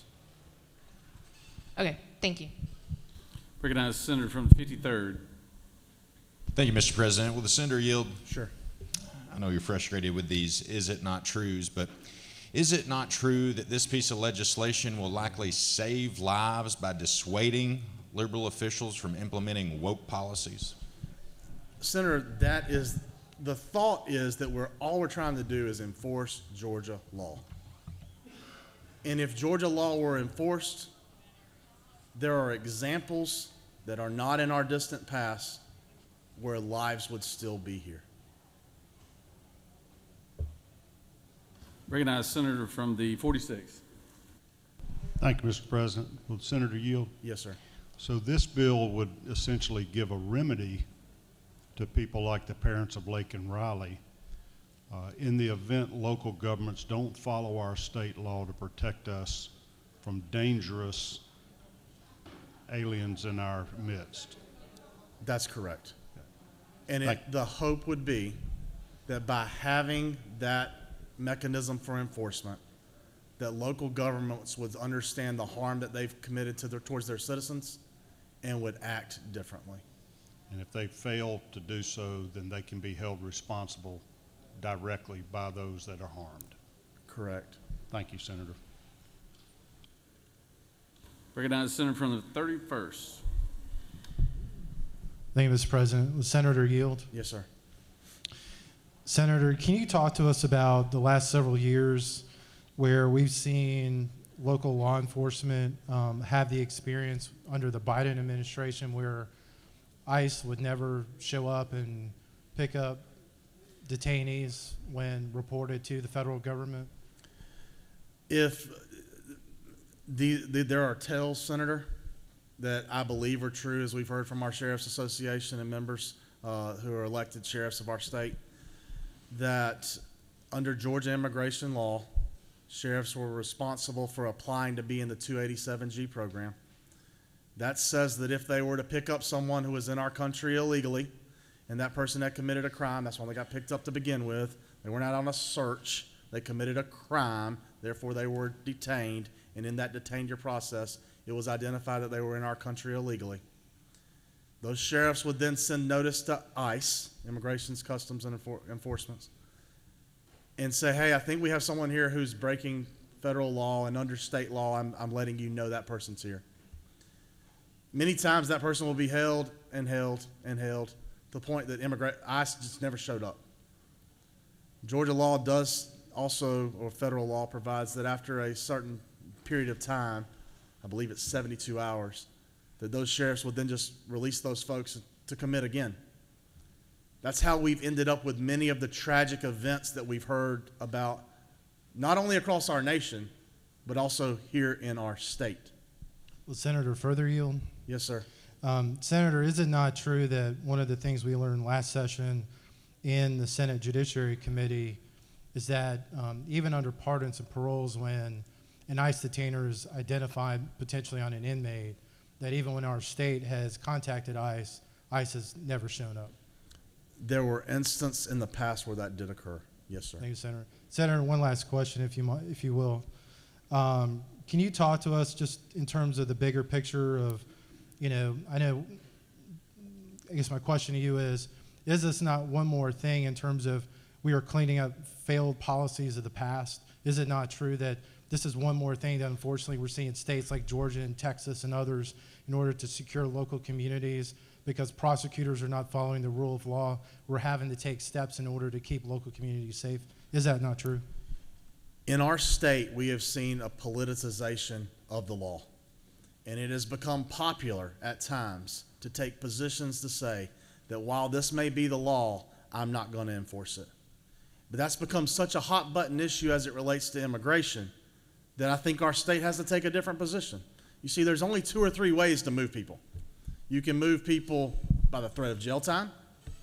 You can move people by the threat of money, losing money. This bill doesn't seek to try to put anybody, any local official or local government in jail because they're not following Georgia law. It says instead that we're going to create, if necessary, a financial incentive for you to obey Georgia immigration law as a local government or a local government official. And the way we intend to enforce that is by if our citizens are harmed because you did not, as a local government or a local government official, abide by Georgia immigration law, well, that citizen has a right to seek redress from you. Mr. President, I think we've said as much as could be said about these 3 pages.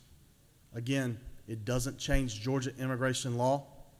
All it does is provides teeth to those who are being aggrieved by local governments and local government officials who are not abiding by Georgia immigration law. I'd urge your favorable consideration, and I'll talk with the senator from the 55th about what he'd like to do with his amendment. Thank you, Mr. President. I yield the will. The senator is yielded. Senator from the 7th, would you like to speak to the bill?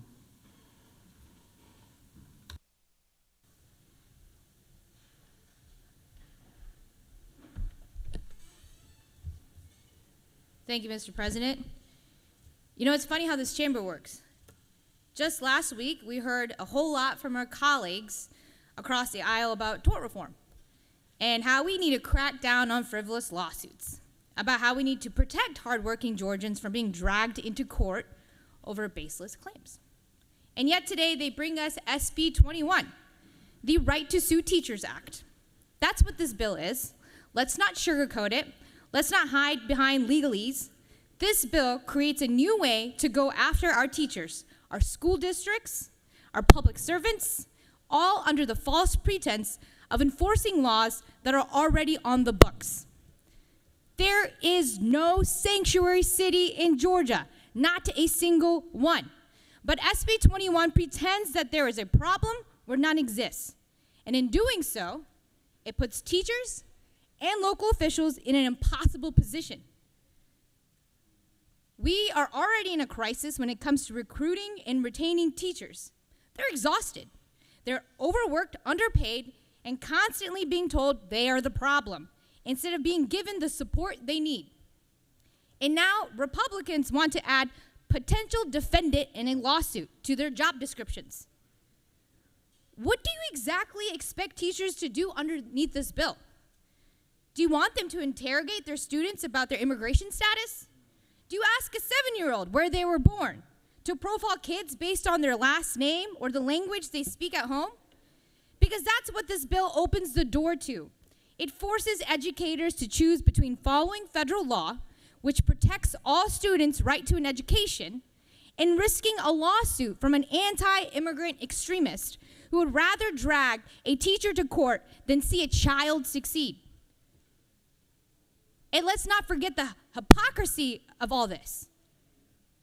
SB 21 punishes local governments and schools by stripping away sovereign immunity, making them vulnerable to lawsuits.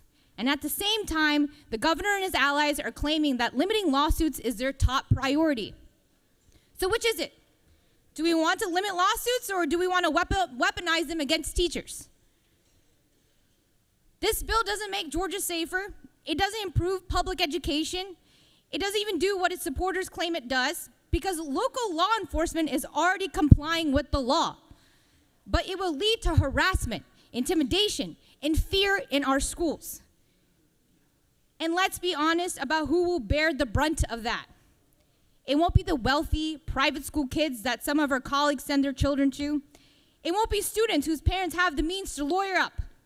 No, this bill will target immigrant kids, kids from working class families, kids who have done nothing wrong except try to learn in peace. SB 21 is cruel, it is unnecessary, and it is shameful. I urge my colleagues to reject this bill. I yield the well. Thank you. Recognize the senator from the 9th.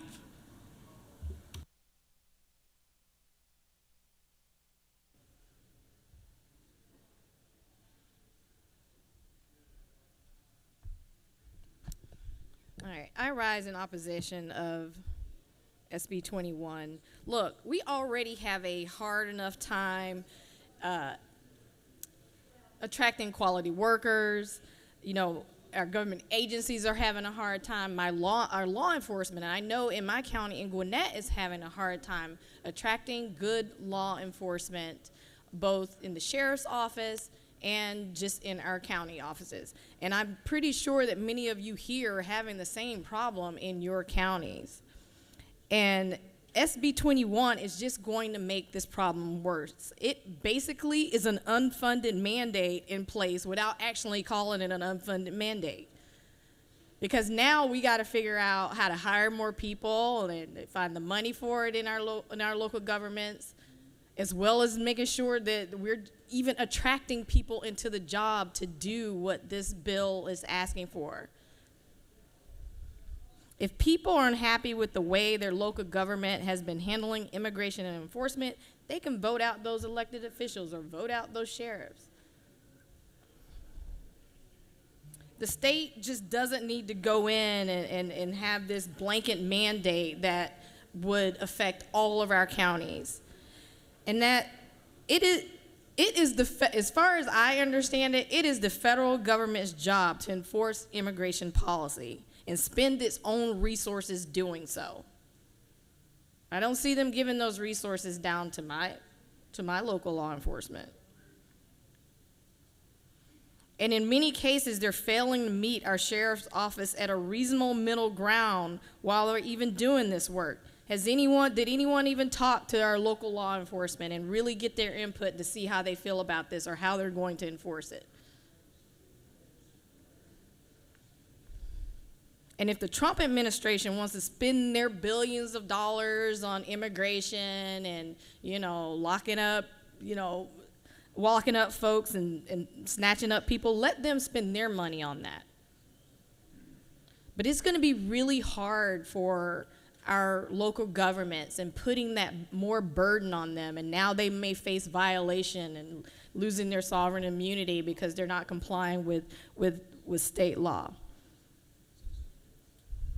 I just think we have some better solutions than like SB 21. And I really wish we would have worked with our local sheriff's offices and heard from them to find something that was amendable to them and making sure that they have adequate staffing to do it. Mr. President, I yield well. Oh, sorry. I'm going to take questions. All right. I recognize Senator from the 42nd. Does Senator yield? Yes. Senator, can you tell me which federal law you think local governments should not have to comply with? I didn't say they didn't have to comply. I said that was the federal government's job. Do you further yield? Yes. So you agree with me that local governments should comply with federal law? It absolutely should, but they should not overburden us while trying to comply with that, and they should be working in cooperation with our local governments. And they should make sure that we have the proper resources to comply with them and work with them. Do you further yield? Yes. Which state law do you think local governments should not have to comply with? I think local government should have to comply with all of our laws. That's not what I'm saying. But what I am saying is this is on the burden of the federal government to enforce. And if that is the case, they should be working with our local law enforcement and ensuring that we have the proper staffing and that we're working in cooperation with them to be able to even comply. But right now, that I don't see where we're even taking that into consideration. And at the end of the day, I do think this is more of the federal government's burden. Do you further yield? Yes. Will you agree with me that nothing in this bill places a new burden on local governments? The bill simply says local governments must follow state and federal law, which you said you agree with. Yes. Isn't Senator, that true? it would place a new burden on them if we do not have if our local law enforcement does not have the adequate staffing to comply. Do you further yield? Yes. What's that new burden this bill will place on the local governments? You're actually asking them to enforce. It's going to take more manpower, possibly, to enforce what we're requiring.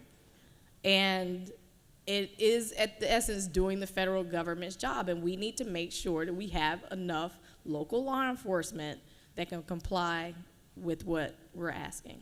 Do you further yield? Yes. Isn't it true that One more no question. local government will have any issues and any new burdens under this bill as long as they follow state and federal law? I don't know that, and I don't think anyone in this body has asked all of our sheriffs that question either, or local law enforcement. Do you further yield? No. Do you One yield more the well? question. One more question, Senator. One more question. We can go all day. 'Cause if we you want. have some more questions. That's the only. But Do go you ahead. further yield? Yeah, I mean we can stay here all day. Yes. Well, I'm just going to ask you again to point in the bill. Show me which line the bill creates a new law, a new burden on local governments. Okay. It's not a new law or a new burden. That's not what I'm saying. But we will hold them in violation, or I'm saying it's an added burden. Maybe is what I'm saying. Do you further yield? Yes. What's that added burden? Again, we have to make sure we have the proper staffing and workforce to comply. And I don't know if I'm answering your question. Can I ask you one last question, see if you'll agree with this? Yes. The only new burden that would be on any local government would be the burden of responding to a lawsuit when they did not comply with federal and state law. Isn't that true? But now we're opening them up to a lawsuit when they might not even have the capacity to comply with immigration. If they're not complying with federal or state law, right? Yes.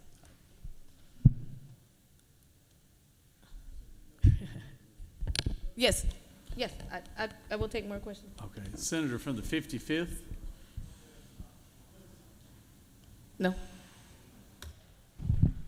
Mr. Speaker, I rise to withdraw amendment number 1. Am I yielding?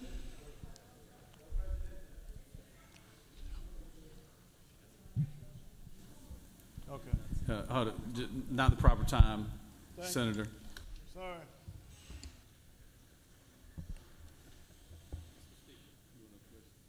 No. Recognize the senator from the 41st. Thank you, Mr. President. Senator, do you yield? Yes.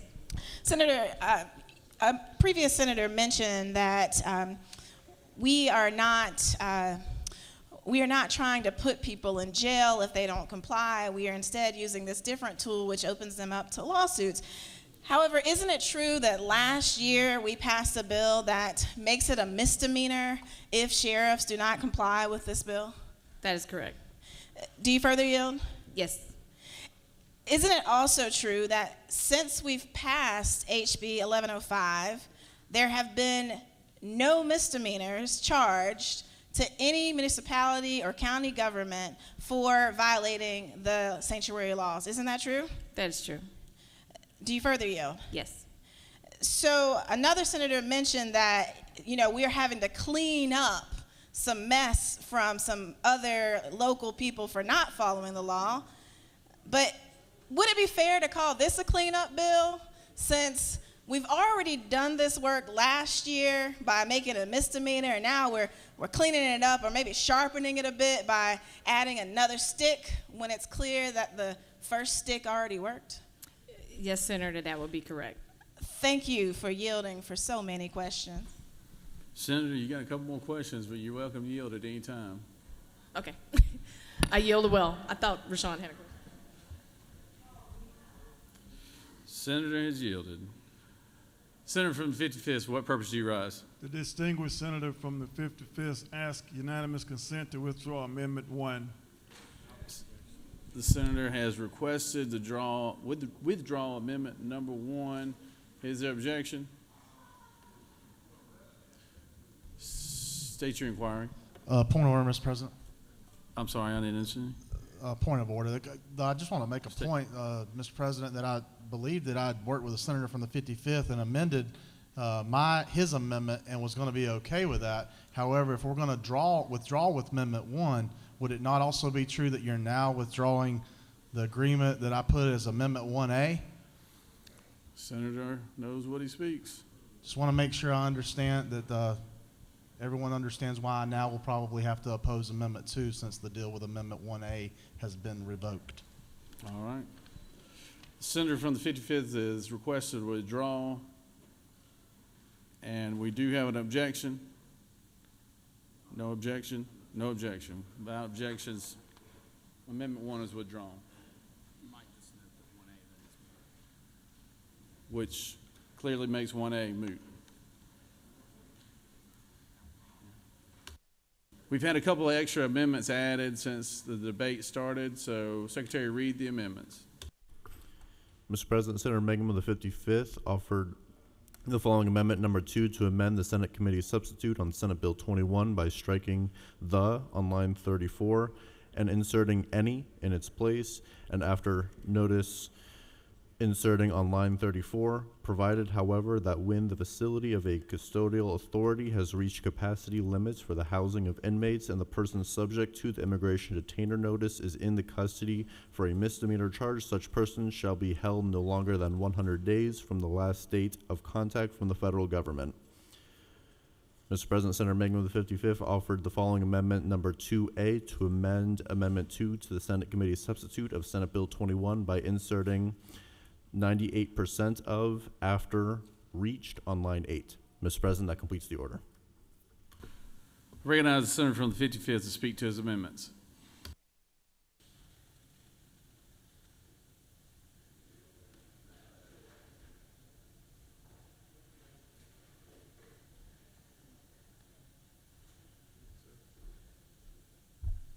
Thank you. I rise for Amendment 2 and then really 2A. I basically went from 90 days to 100 days, and basically this speaks to the issue of the capacity of our law enforcement agents. And if the sheriffs or law enforcement agent have a problem, as we currently have, with overcrowding of our jails, and I just say the distinguished chairman was very kind, and we did some changes and could not get back with him. It's all, and yours truly is learning your rules. The rules of the House are not the same as the rules in the Senate. But this goes to the issue of housing the overcapacity and dealing with the housing and overcapacity. If there is a misdemeanor and there is a notice that is given, that person is held no longer than 100 days from the date of last contact from the federal government. If they don't come and get them, they are not going to be liable, lose their immunity, over a misdemeanor, because not a felony, but a misdemeanor, so that our jails are not able to take felonies in. And because we do have a capacity problem, we do have a problem that is, we don't have enough employees to deal with this issue. This is an issue that can be taken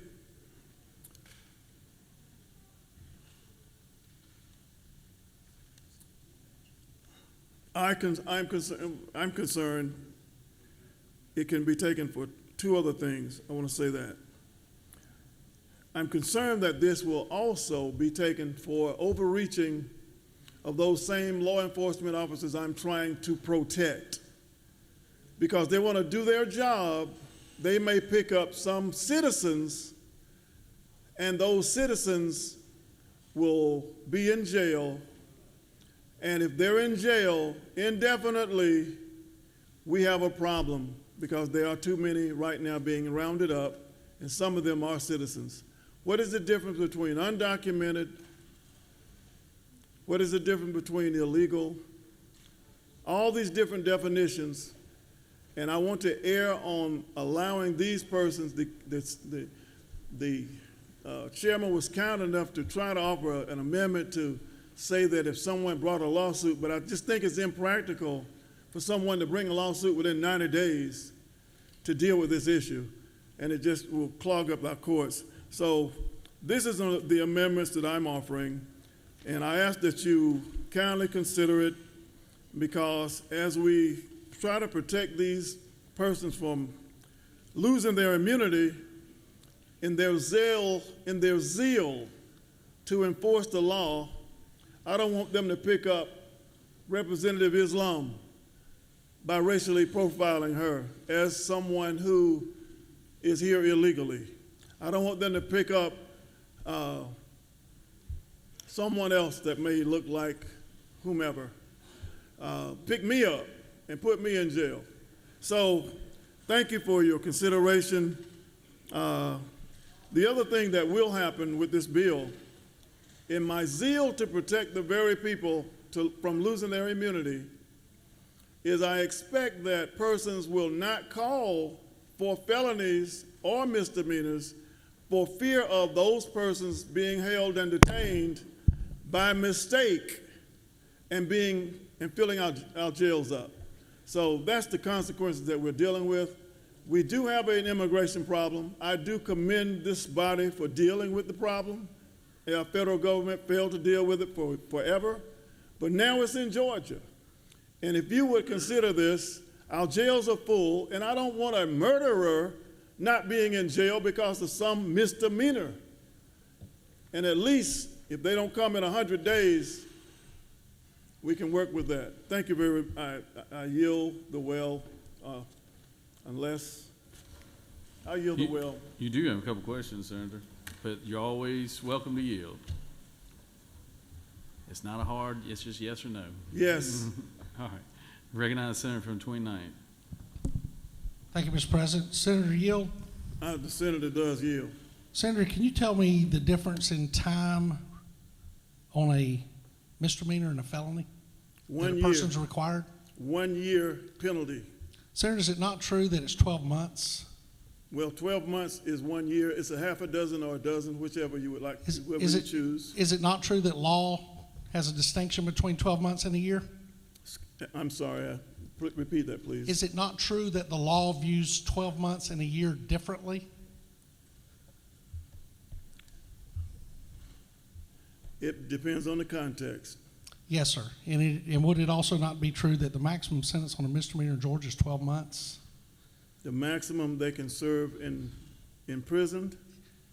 In a county jail? Yes. Well, that's not true. There are people that are sitting over in the Fulton County Jail for a misdemeanor over a year because they've never gone to a jail. I mean, before a judge. And if you don't go before a judge, no one knows that it is a misdemeanor. Those individuals, Senator, continue to yield? The senator will yield to the distinguished gentleman from the 29th. Thank you. Senator, is it not true the people you're talking about in the Fulton County Jail, as I was proud to be the chair of that subcommittee that studied the Fulton County Jail, they have yet to be adjudicated guilty or innocent. Is that not true? The distinguished gentleman knows of which he speaks, and that is my point. So, Senator, is it not true that by allowing somebody not to be held longer than 100 days, then there's a possibility that individual could still be in that institution or in that facility, which would be a jail, without receiving due process?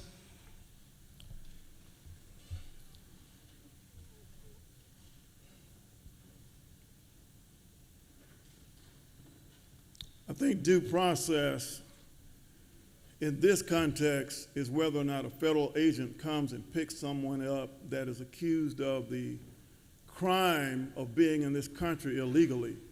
There are other misdemeanors that people are picked up for that any crime is bad, but this bill, this amendment simply speaks to the capacity issue that we do not want to have a full jail and not be able to accommodate those real felons.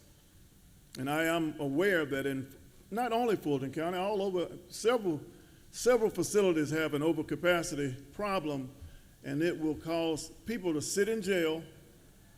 They can sit in jail, that's not a problem. But if they are accused of violating this particular provision and ICE does not pick them up, that's a separate capacity issue that I'm dealing with. Senator, does the Senator yield? Senator does yield. Senator, is it not true that the ICE detainer time starts once the case is adjudicated, not while the individuals are waiting to be adjudicated? If I will yield to the speaker for that particular proposition, I am not able to admit or deny that. Thank you, Senator. Thank you. Recognize the senator from the 19th. Thank you, Mr. President. Senator Gill. Senator does yield to the distinguished chairman. You ain't got to call me a distinguished, but I appreciate it. Thank you. It is Valentine's week. Thank you for working with me on Amendment 1. Amendment 2 I know was drafted in haste, but I want to point out something that I think might be an unintended problem. In lines 11, 12, and 13, really your action of that amendment, it looks like what you did, you said someone's arrested for a misdemeanor, correct? They're here illegally, and now they may no longer be held for more than 100 days. Senator, I think what you were after here was trying to say an immigration detain your hold of more than 100 days, but do you think you may have accidentally grabbed and made it such that if someone's here illegally and creates a misdemeanor, that they can be kept for no longer than 100 days, even for the underlying crime? No, that is not the intent of this bill. I didn't think that was the intent. I don't know that we have time to fix that, but I wanted to point that out to you so you'll understand my future objection that may come. I yield the well at this time. Thank you. All right, thank you. Thank you, Senator. Senator has yielded well. Recognize Senator from the 56. Would you like to speak to the bill?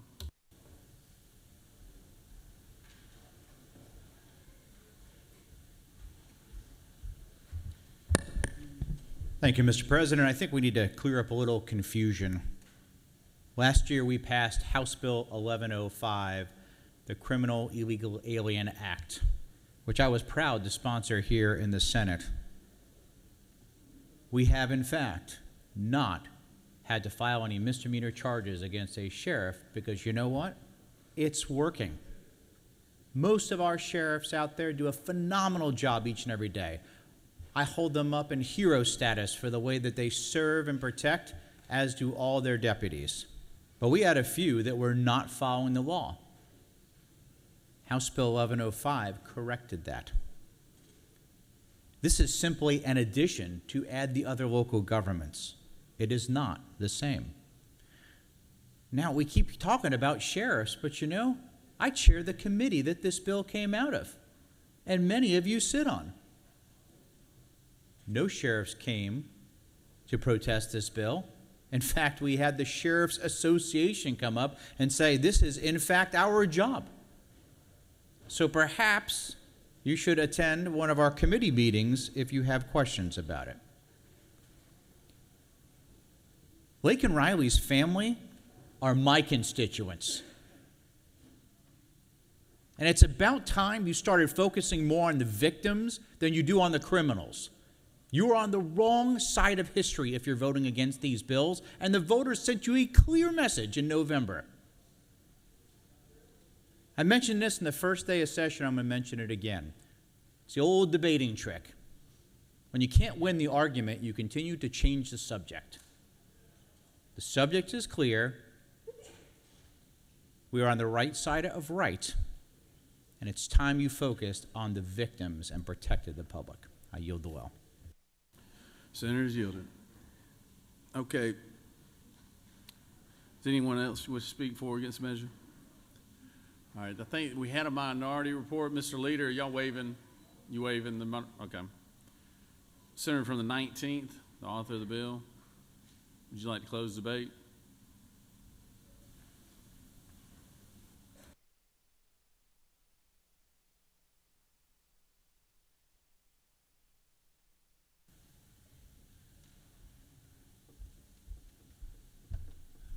Thank you, Mr. President. Thank you for the debate here today, especially my friend, Senator from the 55th. Again, I think it's been proven pretty clearly that Senate Bill 21 adds no additional duty or no additional law as it relates to immigration. All Senate Bill 21 says is if you want to be a cavalier, run a press release out and say you don't want to abide by Georgia law or Georgia law doesn't apply in your city, state, or town, that you run the risk of there being harm caused by your not following Georgia law, and you now hold responsibility for that.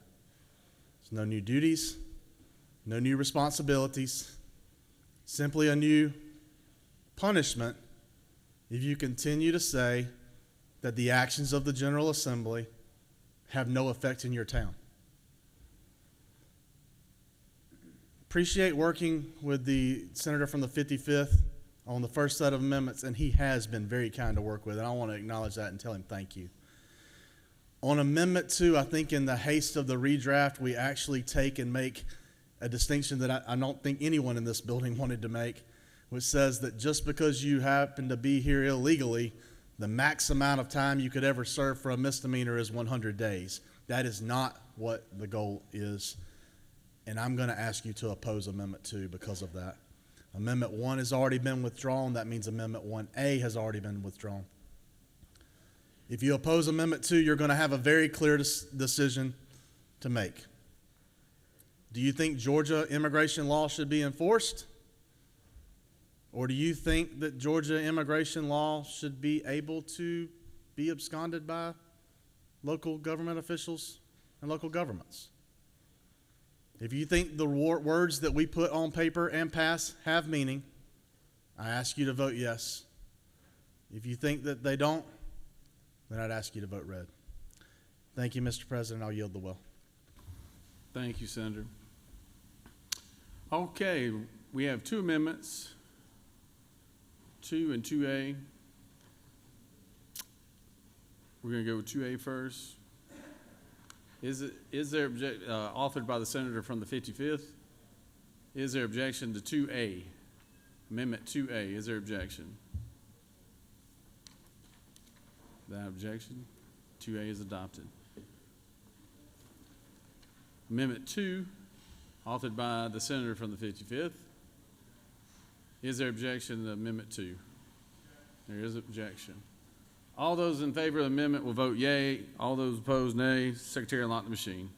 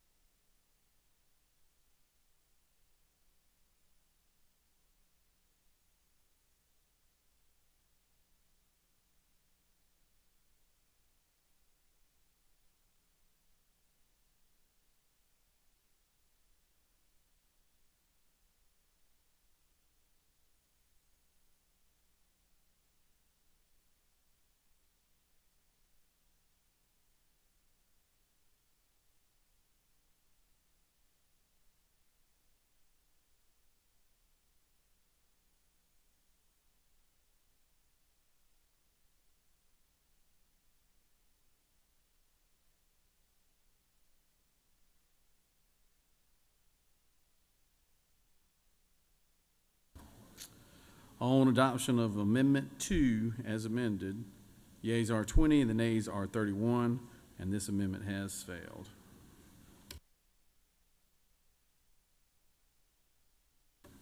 Question is on the adoption of the committee substitute. Is there objection to the adoption of the committee substitute? Hearing none, the committee substitute is adopted. Is there objection to agreeing to the report of committee which is favorable to the passage of the bill? Chair hears none. The report of committee is agreed to. Is there objection to the main question being ordered? Chair hears none. The main question is ordered. All those in favor of the bill will vote yea. Opposed, nay. Secretary, unlock the machine.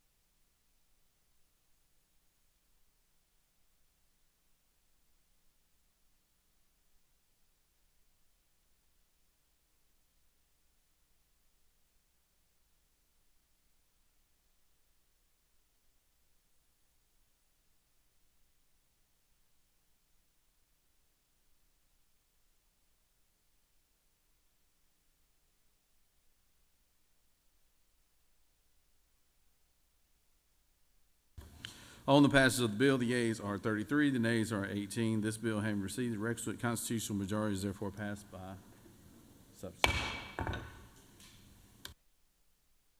Moving on to the last bill, Senate Bill 99. Secretary, read the caption. Senate Bill 99 by Senator Robertson of the 29th and others, a bill to be entitled an act to amend Code Section 16-1-3 of the Official Code of Georgia annotated related to definitions relative to crimes and offenses so as to provide for a definition of law enforcement officer, to provide for related matters, to repeal conflicting laws, and for other purposes. Mr. President, the Senate Committee on Public Safety recommends that this bill do pass by committee substitute. Respectfully submitted, Senator Albers, Chairman. Mr. President, the Senate Committee on Public Safety offers the following amendment to Senate Bill 99. A bill to be entitled an act to amend Code Section 16-1-3 of the Official Code of Georgia annotated related to definitions relative to crimes and offenses, so as to provide for a definition of law enforcement officer, to provide for related matters, to repeal conflicting laws, and for other purposes. That completes the order, Mr. President. Recognize the Senator from the 29th to speak to the bill.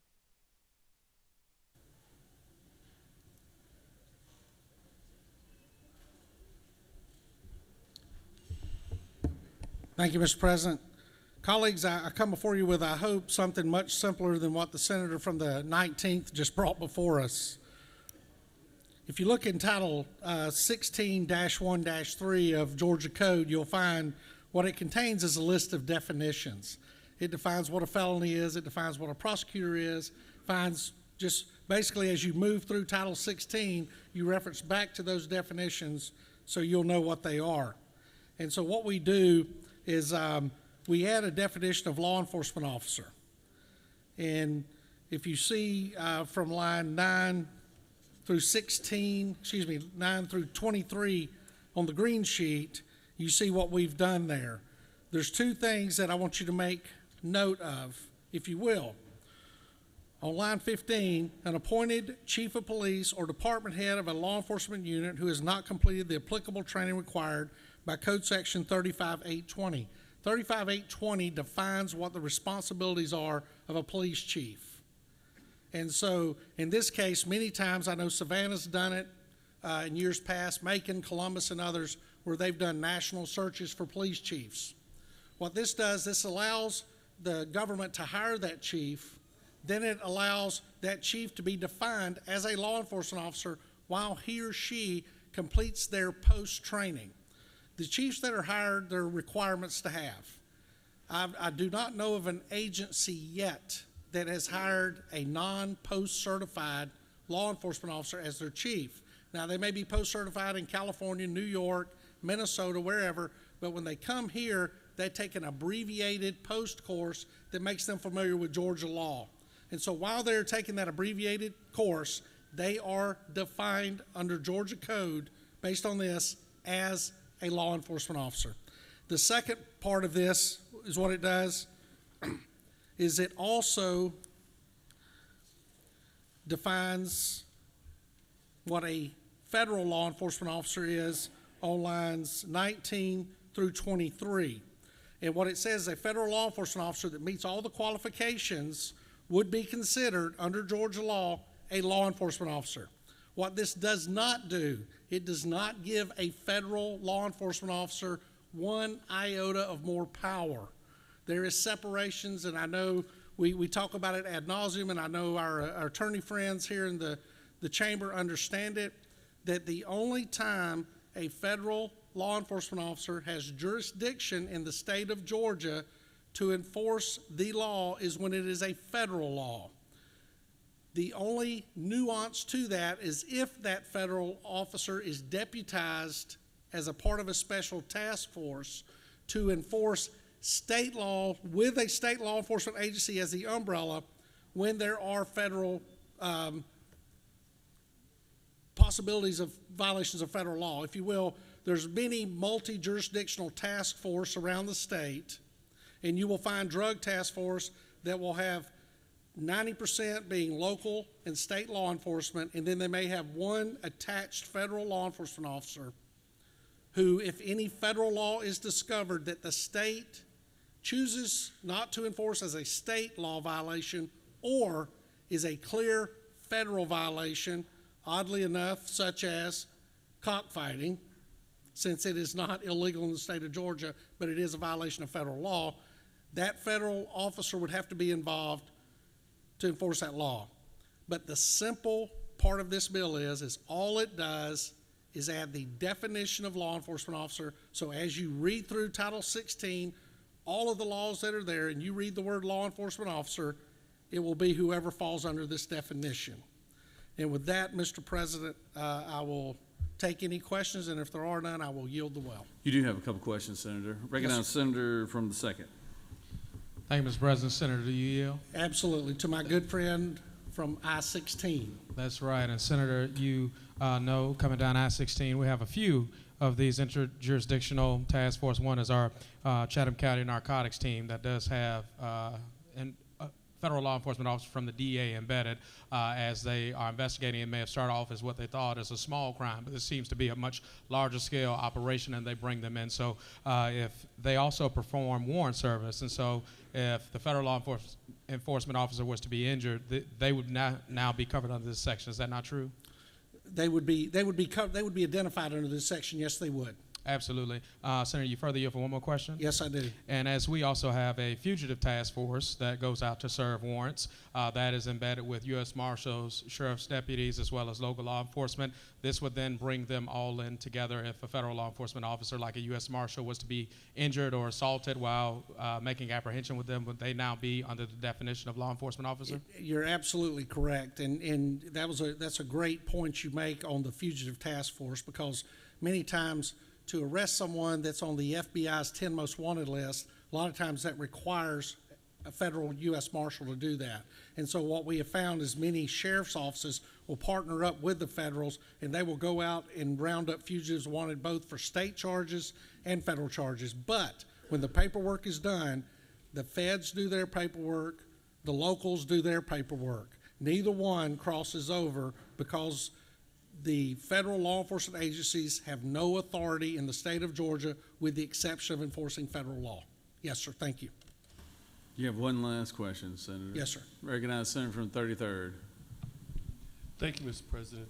Does the senator yield? Yes, I do, to my good friend from the 33rd. When you were talking about cockfighting, were you referring to Church's Chicken and KFC, or could you clarify that for me? I think Church's Chicken and KFC comes in post-cockfighting. Once there is an animal that can be deep fried, I think that's where that kicks in. Yes, sir. Thank you. And with that, Mr. President, I will yield the well. You have no questions. The senator is yielded. Does any other senator wish to speak for or against the measure? Chair hears none. Is there objection to the previous question being ordered? Chair hears none. The previous question is ordered. The question is on the adoption of the committee substitute. Is there objection to the adoption of the committee substitute? Hearing none, the committee substitute is adopted. Is there objection to agreeing to the report of committee, which is favorable to the passage of the bill? Chair hears none, the report of committee is agreed to. Is there objection to the main question being ordered? Chair hears none, the main question is ordered. Questions on the passage of the bill by substitute. All those in favor vote yea, all opposed nay. Secretary unlock the machine.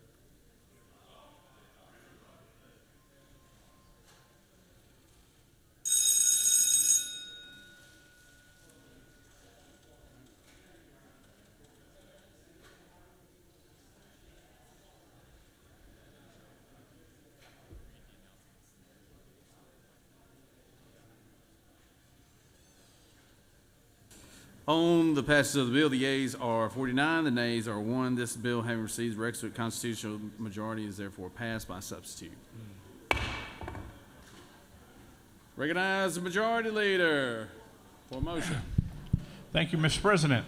I move that the Senate stand adjourned pursuant to SR 6 until 1 p.m. on Tuesday, February the 18th. Secretary, read the announcements. Mr. President, the Rules Committee will meet upon adjournment in room 450 in the Capitol. At 1:30, the Education and Youth Committee will meet in room 450 in the Capitol.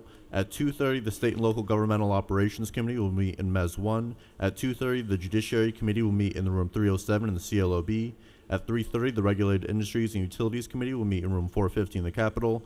At 4:30, the Insurance and Labor Committee will meet in room 125 in the Capitol. That completes the order, Mr. President. Go ahead. Thank you, Mr. President. Colleagues, as you're preparing to move on to the activities for the afternoon, I wanted to invite you for a hot lunch with the Working Families Legislative Caucus, CLOB 307, an in-person luncheon meeting with a hot meal to discuss key healthcare priority issues in 2025.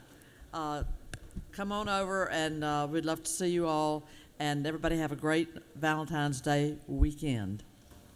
Valentine's Day, President's Day. Thank you, Senator. Recognize the Pro Tem.